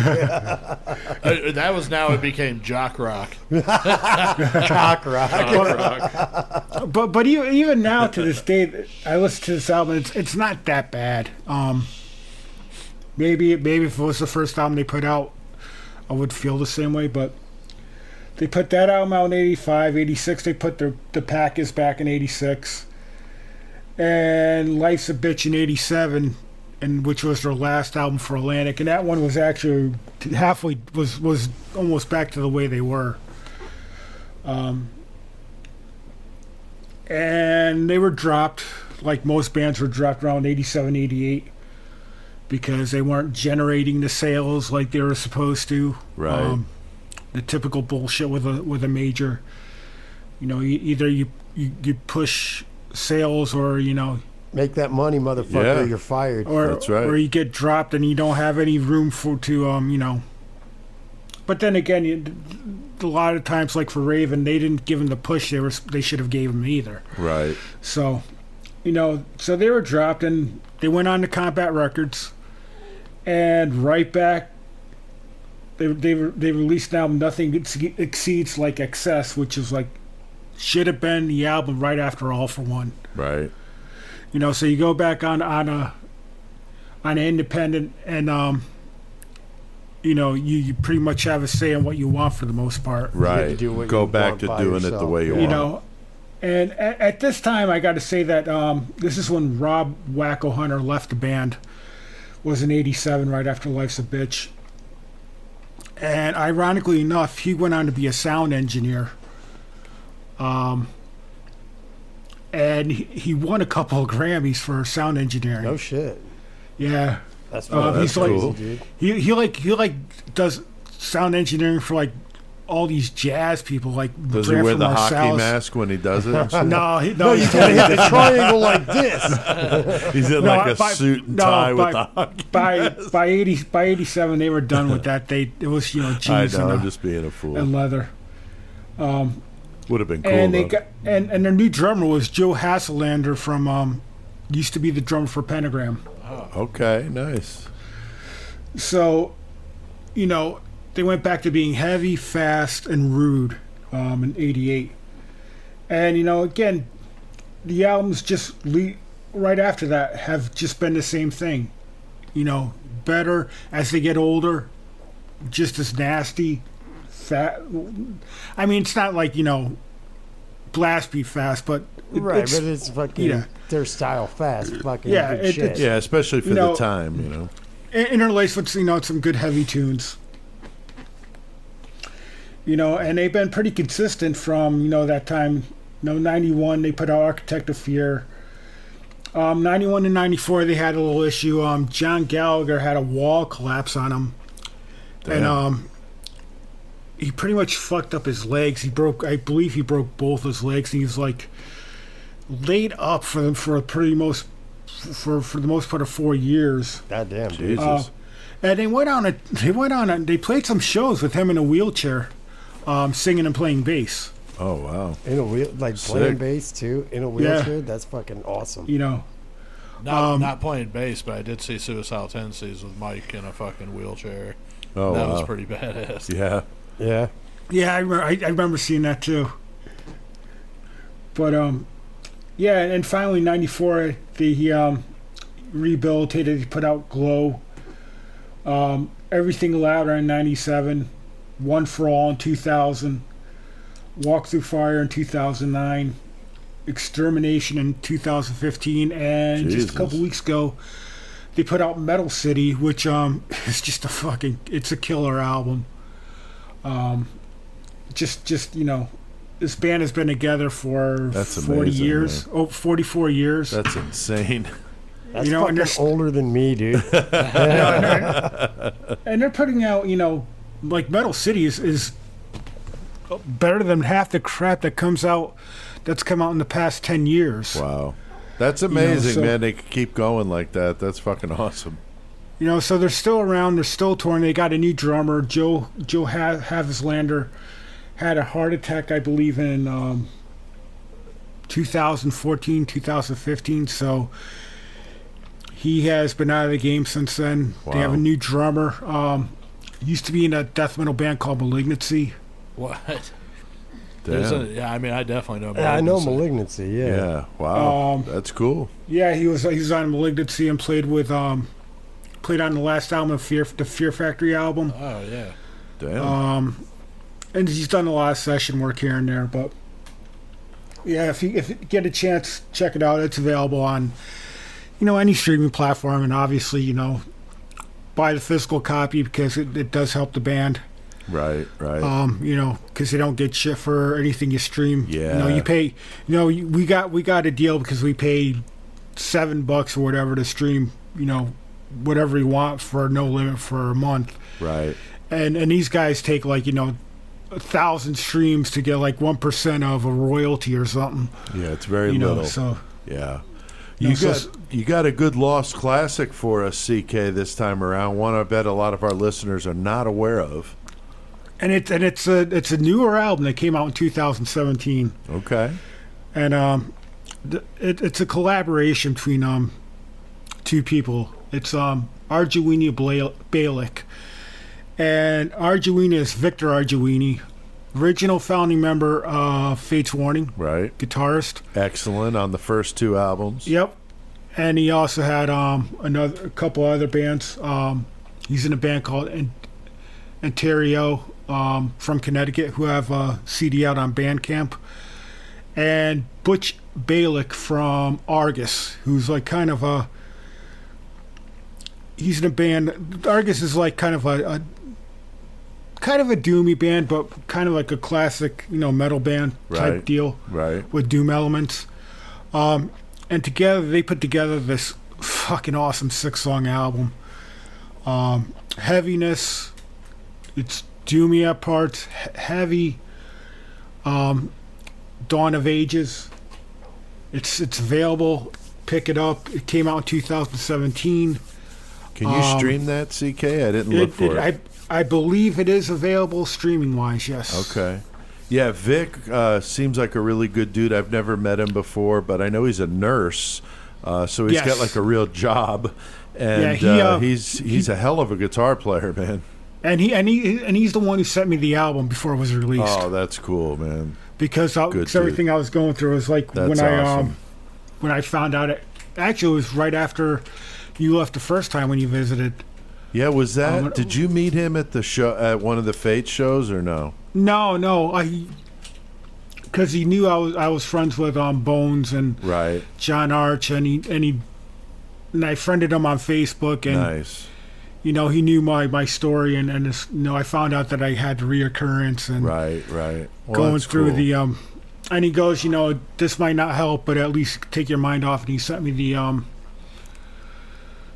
CD and the vinyl of oh wow, the albums. Fucking awesome. That's really cool, man. That's really cool. I mean, I would have bought them anyway, but but still, just the fact that he Yeah. reached out to you like that. Yeah, like, that's here, very dude, fucking cool. A. That's very This cool. is I'll have to really- play yeah, some that's of that badass. next week.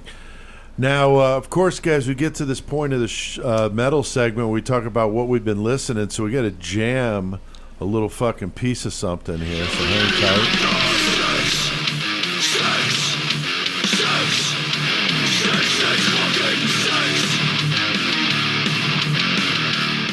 Fuck yeah, some 6 fucking 6. Oh, I love the 6. Gotta love some Onslaught. Love that song. And so that means we're going to talk about what we've been listening to lately. Joey, I'm going to start with you this time. What you been listening to? I know you've been digging that fucking Winger Christmas album you got. But other than that, I tell you what, I fucking threw Laz Rocket, Know Your Enemy in my CD player. I think I saw you post yeah, that. I saw that. That stayed in there until today, and like on the way over here, I had to make myself changes. So I've been jamming that album, which I fucking love, and now I got Sepultura Schizophrenia in there. Nice. Oh God. Yeah, such a good album. Need to revisit that one again, CK. That's awesome. Yeah, that would be a good one to do. Chris, what about you, dude? I don't know. You don't know? Busy all weekend. Like whatever music I listen to, it's just kind of background. Yeah. Hey, I've had that happen too. So when I'm at work, I listen to podcasts or documentaries and not music for some reason, which is stupid because it's dumb. Well, I mean, we have to do a lot of research for the show too, so a lot of the documentaries getting ready for this. CK, what about you, man? Like I said, The Raven. Still listen to some Onslaught. The Zach Sabbath. This is a still killer. Yeah. Getting ready to get the new 6 Feet Under, so wait to see what that sounds like. Heard the one song, I'm digging that, and obviously I'm digging the new Fates Warning song that's been available. Yeah. Get ready for that next month. Yeah, speaking of Fates Warning, I listened to A Pleasant Shade of Grey. I had a little road trip to take, and it was rainy out, and that music seems to coincide perfectly with a rainy day, so I was listening to that. And then I've been jamming the shit out of some Bear Mace here the last couple days. Holy shit, man. Charred Field of Slaughter. Fucking sick death metal from Chicago. Joey. Yep. Now, does he have? Do they have a physical copy available on that? They do. I'm sure they do. They do. Their Bandcamp page. If you go to their Facebook page, they have a link to their Bandcamp, and you could buy shirts, CDs, CD and shirt, different bundles. They got long sleeve, short sleeve. girl shirts. They got all kinds of stuff on there. You know you want yourself a girl shirt. Yeah, well, I would be able to pull it off, obviously, with my svelte figure. But no, the artist that did the cover of Charred Field of Slaughter is Matt Altieri, who's obviously the same name as me. As far as I know, we're not related, but he used to play guitar in the band Deceased. And he's an artist. He lives in Massachusetts. Hell yeah. But he did the cover. It's fucking sick. So I can't say enough about that. And we're going to be doing an interview with the guitar player, Mark, here coming up probably next weekend. So we'll keep you guys posted on that. I've also been jamming the new Armored Saint song, CK, and I bought my tickets for their 10/10 album release party at the Whiskey. It's all going to be done online, and I bought a ticket for that and get to watch it. I think you can watch it as many times as you want for 2 or 3 weeks. But that's kind of cool. I think it's neat that bands are doing it. Yeah, you know? I saw Obituaries doing a couple of them, but they're going to do Cause of Death album and Slowly Ride album. Yeah, I think that's fucking cool. I think you'll probably see more bands doing that kind of stuff. I think it's smart.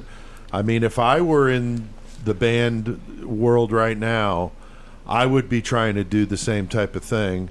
Not only for a little revenue, but just to keep yourself in the fans' ears, Yep. So that's cool, and I'm looking forward to doing that interview with Bear Mace.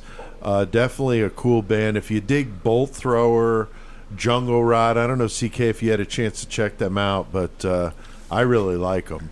No, I heard a couple of things by him, but I wasn't able to find anything as far as the physical release of the album. Gotcha. Yeah, it's on their Bandcamp, so I'll have to check it out. Yeah, definitely. And there's some new albums, bands recording or wrapping up recording. I saw Exodus has been doing some recording, which is going to be sick. Anything else? Overkill. That's cool. I saw one other band recently. Yeah, I'm really excited to hear some new Exodus, man. That's always love to hear from them. So, Joey, what about you? What's going on with the Goremonger stuff? I see your guitars are all strang up and ready to go, polished up. Yeah, I got some recording shit I need to get done. Cool. I'm doing a song for our buddy Josh Ogden and Ian Bourne. Their project, Club and Seals of Antarctica. Yeah. They sent me a track. I'm doing guitars over it. So I'm working on that. I'm working on the new Goremonger album, Disfiguring the Narrative. And I had put out a split like towards the beginning of the COVID. Well, I wrote the songs and everything. 4 tracks for horror fans. Every song's about one of the Sleepaway Camp movies. Oh, cool. And my buddy Jesse from Ohio and our other buddy Justin from Vituperate and a million other bands, but they got a band Liquefied Labial Meat. And they did 5 songs. Like, that's great. That's good stuff. And they did 5 songs all about Night of the Demons, those movies. Oh, nice. So both of them have a villain named Angela, so we put them together and we just released that split, so that's on my label, Fuck the Ass Records. And I got the test copies back, so I've got them at my house. Cool. But unfortunately, I had submitted the wrong Liquefied Labial Meat tracks, so they weren't fucking leveled with my songs. Oh, no. And mine were like way louder, so it sounded like shit. So I fucking redid all that real fast, resubmitted them. The release date's October 1st, so I'll still get the digital put up proper, and those CDs should show up at my house anytime. So I've got the other ones kind of bunk. I'll just fucking give them away free with shit. Oh, sure. But anyway, yeah, I'm really excited to write this new album. So. Awesome. HOI is coming up. That's in about a month. Heart of Illinois Fest 6. Right. Yeah, can't wait for that shit. Yeah, on Halloween. Yeah. I mean, I'm going to knock on wood right now because Illinois, as fucking shitty as it is, and with our governor and everything, seems like they've been letting up on some of the restrictions for the COVID stuff up in Chicago, which for the rest of our state makes it look really good. And I was really worried that we were going to get shut down again sometime soon. I first saw it at least once before the I was elections. concerned with the big spike for my issue and stuff. So it looks like we're moving past that. HOI still a go. Good. Yep. Very, very cool.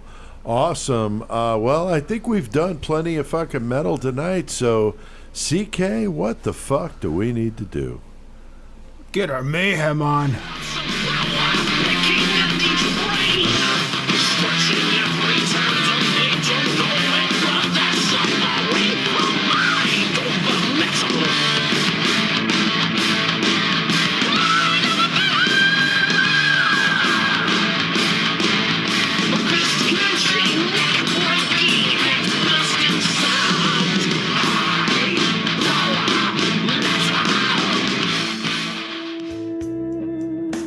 You heard about that food truck taking Baltimore by storm? Matheny Barbecue and more. They've got the tastiest barbecue in town.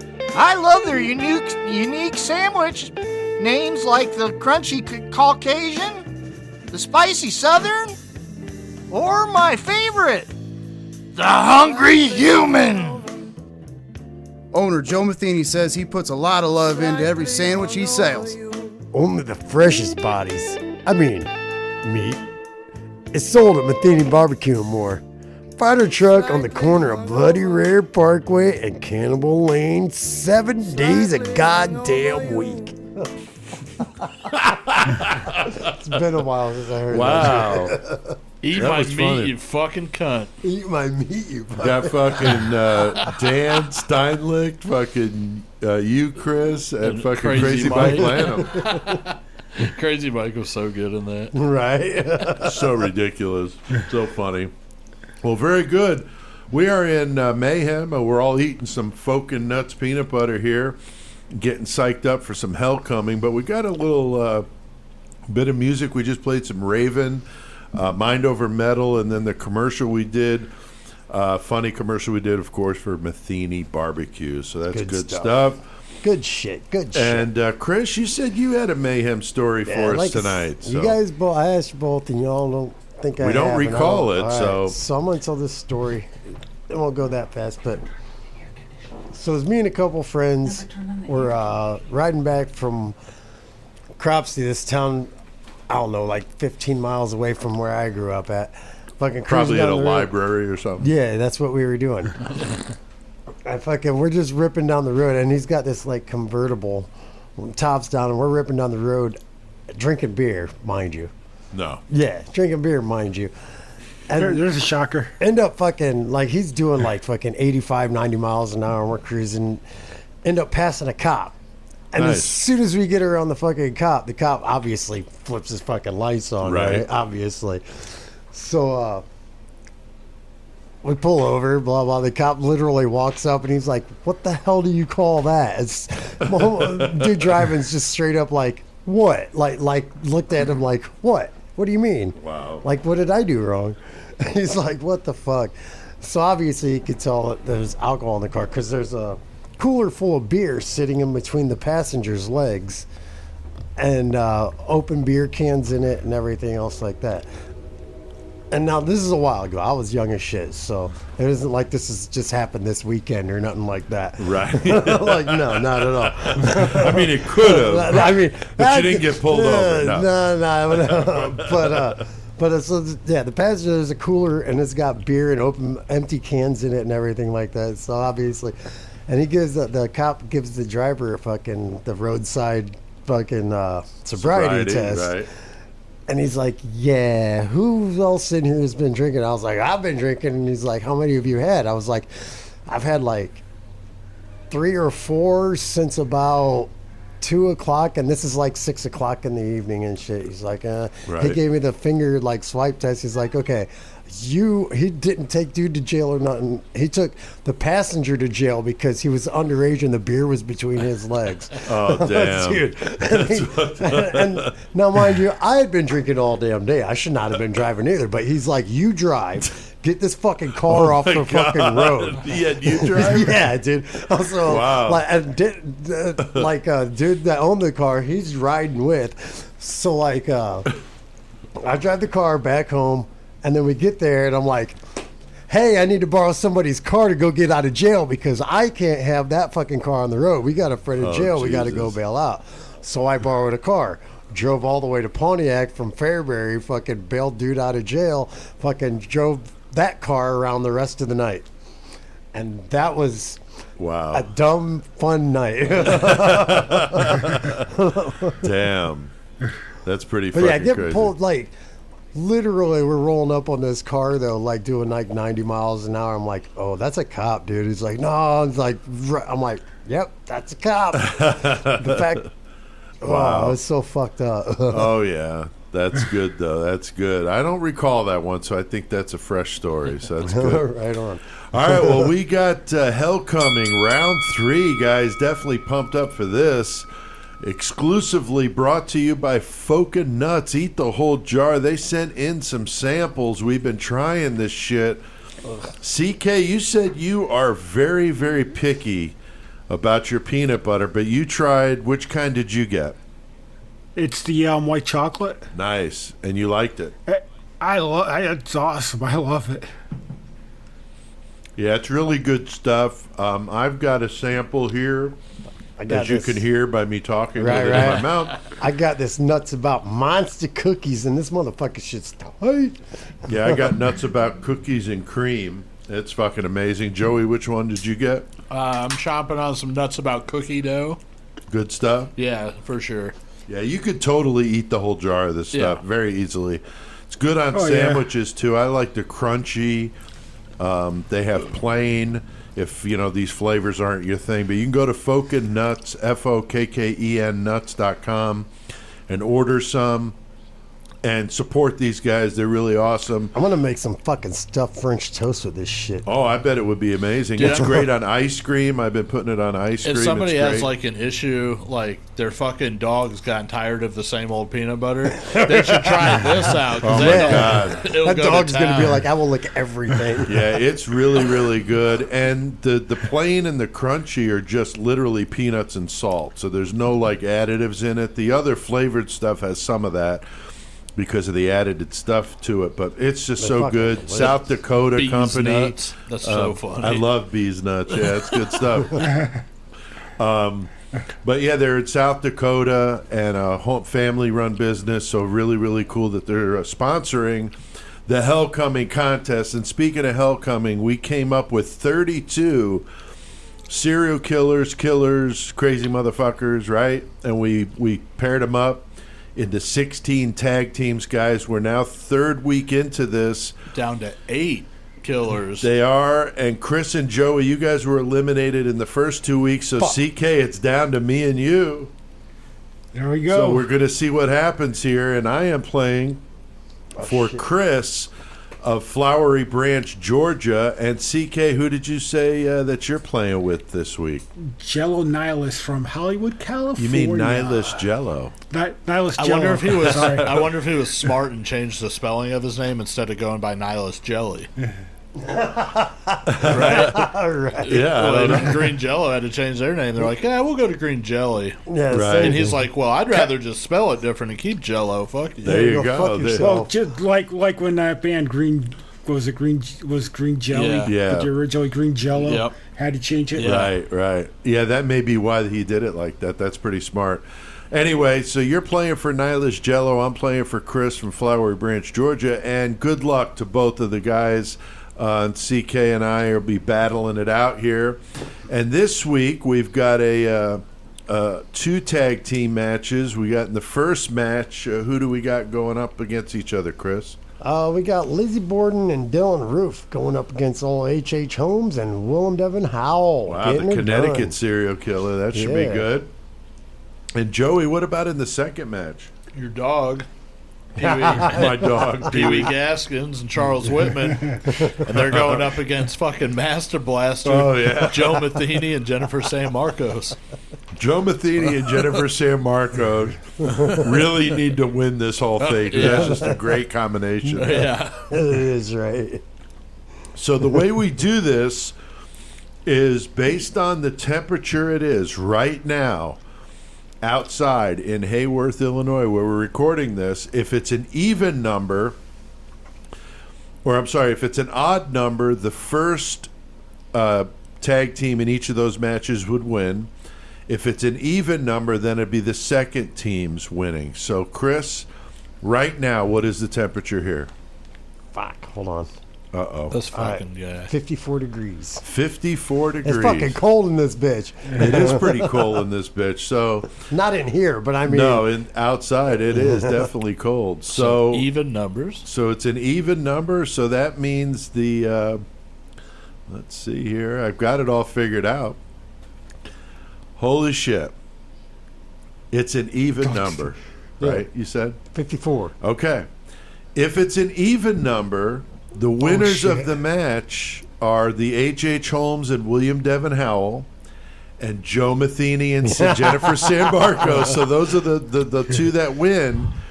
And based on the scoring, I can't believe it, but it's a fucking tie, okay? I'm not shitting you. I'm looking at it here. I'm not fucking around. I did the math before this because I needed to figure it out to make sure we were doing it right. Right.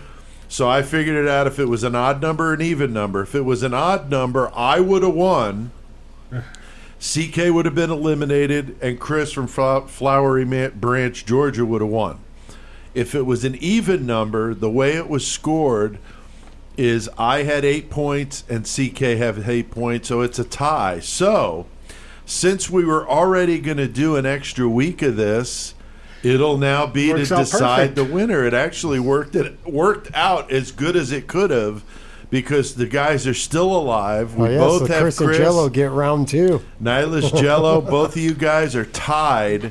But have no fear. Next week, there will be a tiebreaker if there is a tie. There will be one. There will be one left and one tag team. One of us will walk out of the cage. And one tag team match left. I think Joe Matheny and Jennifer San Marco is the crowd favorite here to win it. So very, very cool. So CK, you and I draw this week. But we set up the platter perfectly for the final week of Hellcoming, where the two listeners will get to battle it out one more time to see who the winner is. So that should be really fun. Brought to you, of course, by Fokin' Nuts. That's right. Nuts, get Nuts. Fokin' Nuts. Oh, we're going to get Fokin' Nuts. Good fucking peanut butter. It is really good peanut butter. So, all right. Well, thanks, everybody. We're going to hit that outro. I think we've done plenty of mayhem here tonight.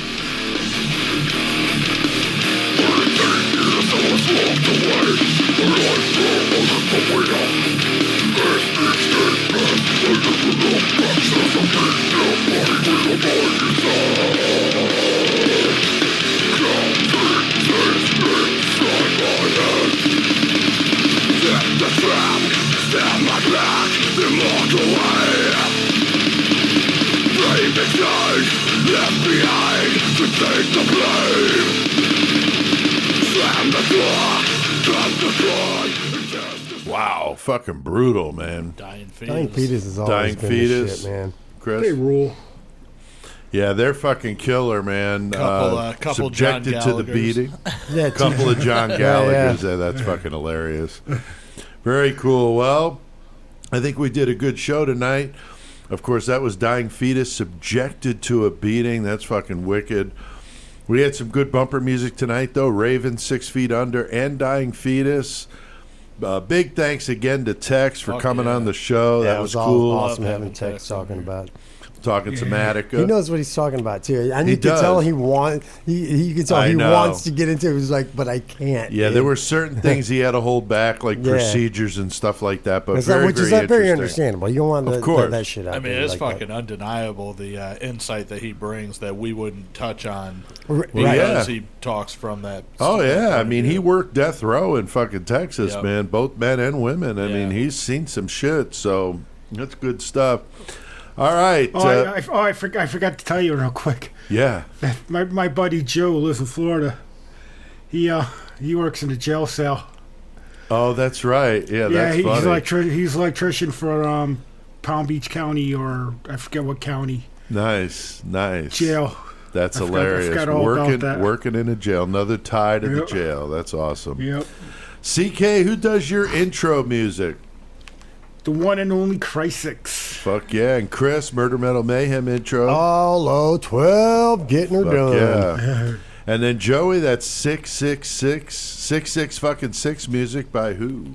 bloody onslaught. That's right. That's Bloody right. onslaught. That's right.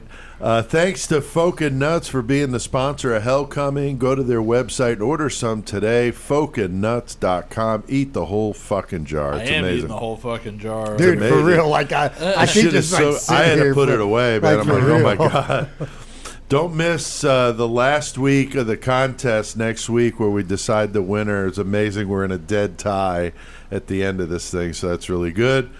Go check out spellboundeffectsandart.com. Support indie artists like Tony Campagna. He's got a great online catalog. He's got a contest going on. You got to guess how many severed thumbs are in this jar. Oh, I saw that. And if you win, then you get a bunch of shit. I put us in for it, CK. I guess 69. And if I win, of course, it'll be in here. So it's on behalf of Murder Metal Mayhem. But you guys can go on there too and try it. So I'm not sure when it's over, but go to Spellbound Effects on Facebook and watch for that post, because you got to comment on the original post with the guess of how many thumbs are in the jar. So thanks to all of you guys listening out there. We keep seeing the numbers rolling in. China is still the number 2 country, right behind the U.S., which is amazing. We appreciate everyone out there checking out the show. We really do. Chris, we got some good comments this time. What's the first one, man? We got Christine Conklin. My boyfriend has me hooked on this podcast now. We really love your podcast on Richard Crafts. We love Fargo, and someone mentioned it was based on Crafts. Excuse me. You guys fucking rule. Well, thank you very much. Hell yeah. And Thank you. Fargo. Right? Crafts. Yeah, who knows? We could have Woodchipper. ended up on some chat room about Fargo, and somebody said, hey, there's this podcast about Richard Crafts. I don't know. That episode. A little murder that happened just from where we grew up. I know, Go dude. figure. That my mom worked for the attorney that was involved in the case is even crazier. Yeah, all right. Thanks, Christine. Appreciate it. Yeah, definitely. Joey, what's the next one, dude? Havana Night 66 commented, listening from Liverpool. I love the Onslaught episode. Of 6 course. 6 fucking 6. Nice. Well, thanks, Havana Night 66. That's awesome. Definitely. We've been digging on some Onslaught, and it is cool that they let us use that song. Yeah, so that's fucking cool. Yeah, it's awesome. CK, what do you got? Third one there. Don Yancey commented, I've been listening to you for a year now, and every episode is better than the last. Love the podcast. Awesome. Fucking That's a Don, nice appreciate compliment it, dude. there. Seems to be a consensus from everybody. We do really try, man. I'm telling you, I put a lot of work. I know everybody does, but a lot of work goes into these fucking shows, man. And it's a weekly, so the pace is brutal, but we keep it going. And I'm definitely proud of what we've done, and we go constantly trying to make it better. Hell you know. yeah. CK, you read the third one. I'll read the fourth one. Sammy Simpson 89 commented, the podcast you did on the Texas 7 was great. I used it as a reference paper for a college, or a reference for a college paper I had to do on the case. That's crazy. I'm at the University of Iowa and a criminal justice major. You guys are awesome. I can't wait to hear the one you're doing on Attica. Well, Sammy, you got your wish. Here we are at the end of the Attica episode, but thanks for that. How would you footnote us in a college paper? I have no idea, but I'm sure in the modern so these age, stupid people fucks, probably people probably use podcasts as reference. I'm just wondering, because I haven't done college. I've been out of been a college while. since '92. So, Right? Yeah, You know. I know. That's what I'm saying. Is I have no idea. It's awesome. It is really cool. That was crazy when I read that one. All right, so don't forget to check out murdermetalmayhem.com to listen to all the past episodes, except the bonus shit, which we're going to talk about here in a second. Yeah. Like us on Facebook, follow us on Twitter, and subscribe to our YouTube channel. And in order to hear some of that bonus stuff, Joey, what do they got to do, man? You gotta go sign up for that 666 club at patreon.com/Murder Metal Mayhem. Only $3 a month. Fucking $6. Only $3 a month to get it in. That's all it is. $6 for $3 a month. And they get that Dahmer episode we did, and we're Tons getting of ready to do interviews. one on who, Chris?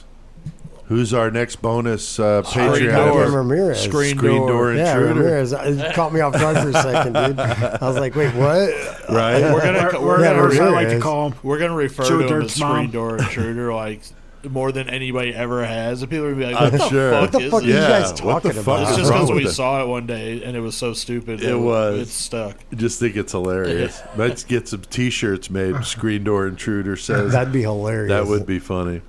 All right, so go to that Patreon page. We'll link to all these in the episode description. You can also go to PeteAltieri.com if you want to pick up one of my books. I got some news stories. I'm working on that 666 Express, and it involves all of us here on Murder Metal Mayhem. It's a lot of fun.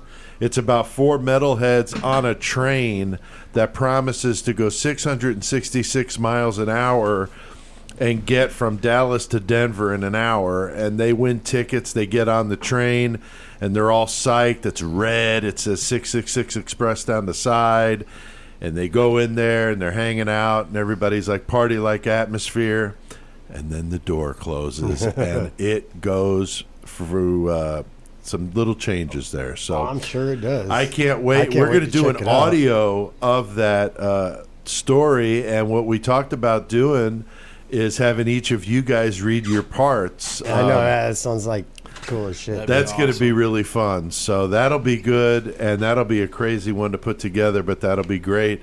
So don't miss next episode. We're going to talk about the former insane asylum, the Peoria State Hospital. It's a very gruesome one.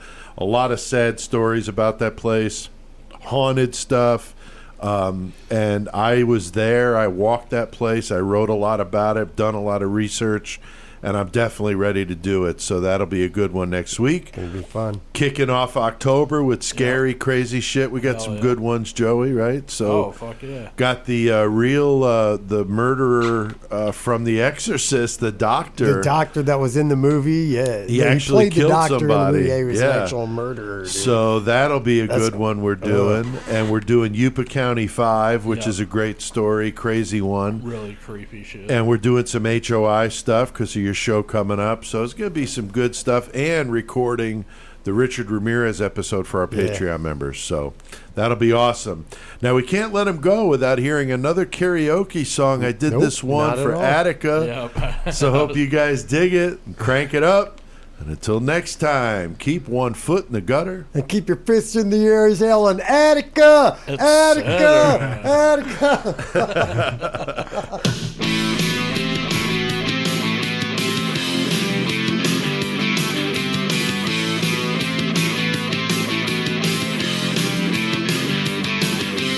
There I was completely wasting, out of work and down. All inside it's so frustrating as I drift from town to town. Feel as though nobody cares if I live or die. So I might as well begin to put some action in my life. Fuck yeah! Breaking the law, breaking the law. Breaking the law, breaking the law. Breaking the law, breaking the law. Breaking the law, breaking the law. So much for the golden future, I can't even start. I've had every promise broken, there's anger in my heart. You don't know what it's like, you don't have a fucking clue. If you did, you'd find yourself doing the same things too, yeah! Breaking the law, breaking the law. Breaking the law, breaking the law. Breaking the law, breaking the law. Breaking the law, breaking the law.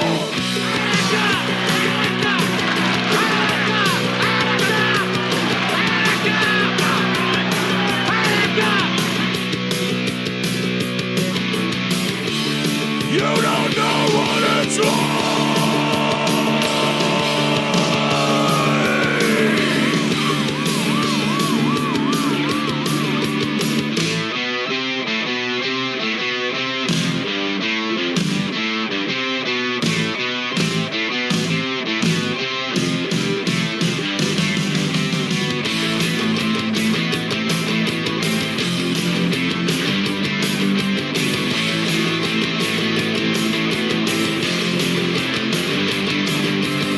Breaking the law, breaking the law. Breaking the law, breaking the law. Breaking the law, breaking the law. Breaking the law, breaking the law. breaking the law, breaking the law, breaking the law, breaking the law, breaking the law, breaking the law, breaking the law. Mother, man.